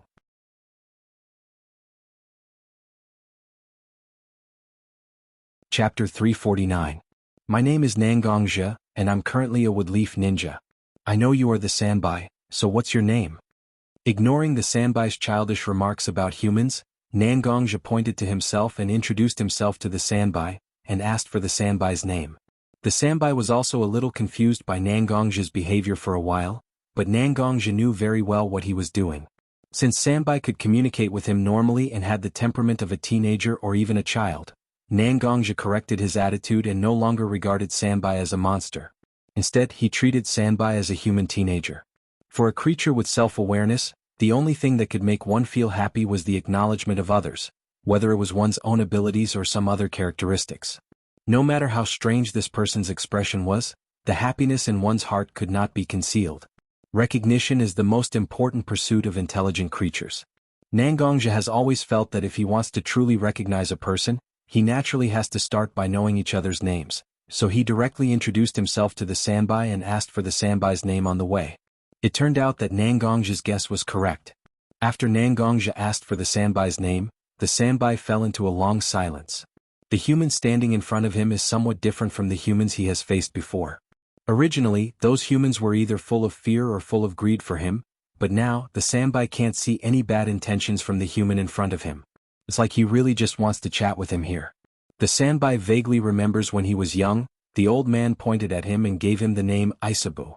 Involuntarily, the Sanbai said to Nangongji, "My name is Isabu. Sanbai Isabu." Being able to get an answer from the Sanbai is enough to prove that his current direction is correct. After Nangongji secretly cheered for himself in his heart, he tried his best to make his tone and expression gentle enough, then said to the Sanbai, "Isabu? That's a pretty good name. I didn't come here with any ulterior motives. I came here to help you escape and not be disturbed by those annoying fellows. Are you willing to let me help you?" Isabu himself has the temperament of a teenager. In the face of such a person, he doesn't need to say so many dignified words. As long as he treats him sincerely and says what he wants to say, it will be fine. If he insisted on showing off his eloquence and tried to directly crush his will, it would only backfire. "But I just want to find a place to sleep. Although those people are a little annoying, they still tiptoe around me every time they approach me. I just have to deliberately ignore them and I can have a good sleep. Why do I need your help?" Isabu himself is a very lazy-tailed beast. As long as he has the chance, it is not impossible for him to stay in a place for hundreds of years. For such a jealous-tailed beast who is unwilling to move, it is better to let those boring people watch him sleep than to be forced to run around. "I know you don't like to change the place you live, but we have to leave here. Do you still remember the person who forced you to come here? He is the leader of a very powerful organization. I know that this organization is secretly planning a plan that is enough to change the whole world, and you and the other 8-tailed beasts are their target. I know that tailed beasts are immortal, but when you die you still need some time to recover. The feeling of death must not be that good, right? If you continue to stay here, although you can be free for a while, you won't be able to stay for long. I can help you leave here and then you can choose a place you like to continue living." Nangongji was actually trying to guess Sanbai's thoughts, and then began to persuade Sanbai to leave with him. Such a test directly lets Sanbai know the seriousness of the situation. Sanbai may not care about other things, but it has to take seriously the eyes of the Sage of Six Paths, who is the current holder of the Sage of Six Paths. He has the power of the Sage of Six Paths, but he still wants to collect the 9-tailed beasts? Nangongji did not know what would happen, but Sanbai still vaguely felt some instinctive danger in his heart. He can't just sit there and wait for death. Otherwise, the final outcome may be worse than the death that Nangongji used to provoke Sanbai. "What are you going to do?" Sanbai was no longer as timid as before and he still sounded like a young boy. However, he was also much more serious as he asked Nangongji, "I have 2 plans." Nangongji smiled.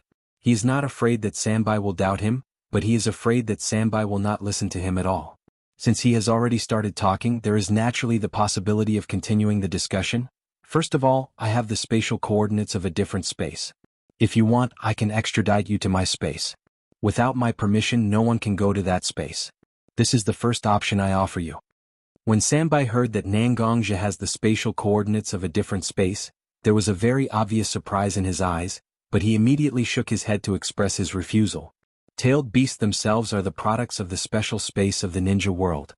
Once they leave the ninja world, tailed beasts are like trees without roots and water without a source. No matter how strong they are, they will become weak. Although Sanbai is close to Nangongji, he is not willing to entrust his life to Nangongji. Hearing Sanbai's refusal, Nangongji did not show any dissatisfaction. After all, they are discussing it and it is normal to have objections. In addition to the continent, Nearly 1/3 of the ninja world is the ocean. Isabu, you are a water-tailed beast. As long as you want, you can naturally live in the deep sea and there must be food in the ocean. So I think you can also go to the bottom of the sea and find a place to rest. This way you don't have to be afraid of people with ulterior motives. What do you think? That you're tuning in to the Han Lee's Wuxia Chronicles YouTube channel. We're so grateful for your support and don't forget to subscribe to join us on this incredible journey through captivating stories. Your generosity through donations truly makes a world of difference, as it's the primary source of revenue that allows me to expand and enhance this channel for you. Thank you from the bottom of my heart for being a part of this adventure.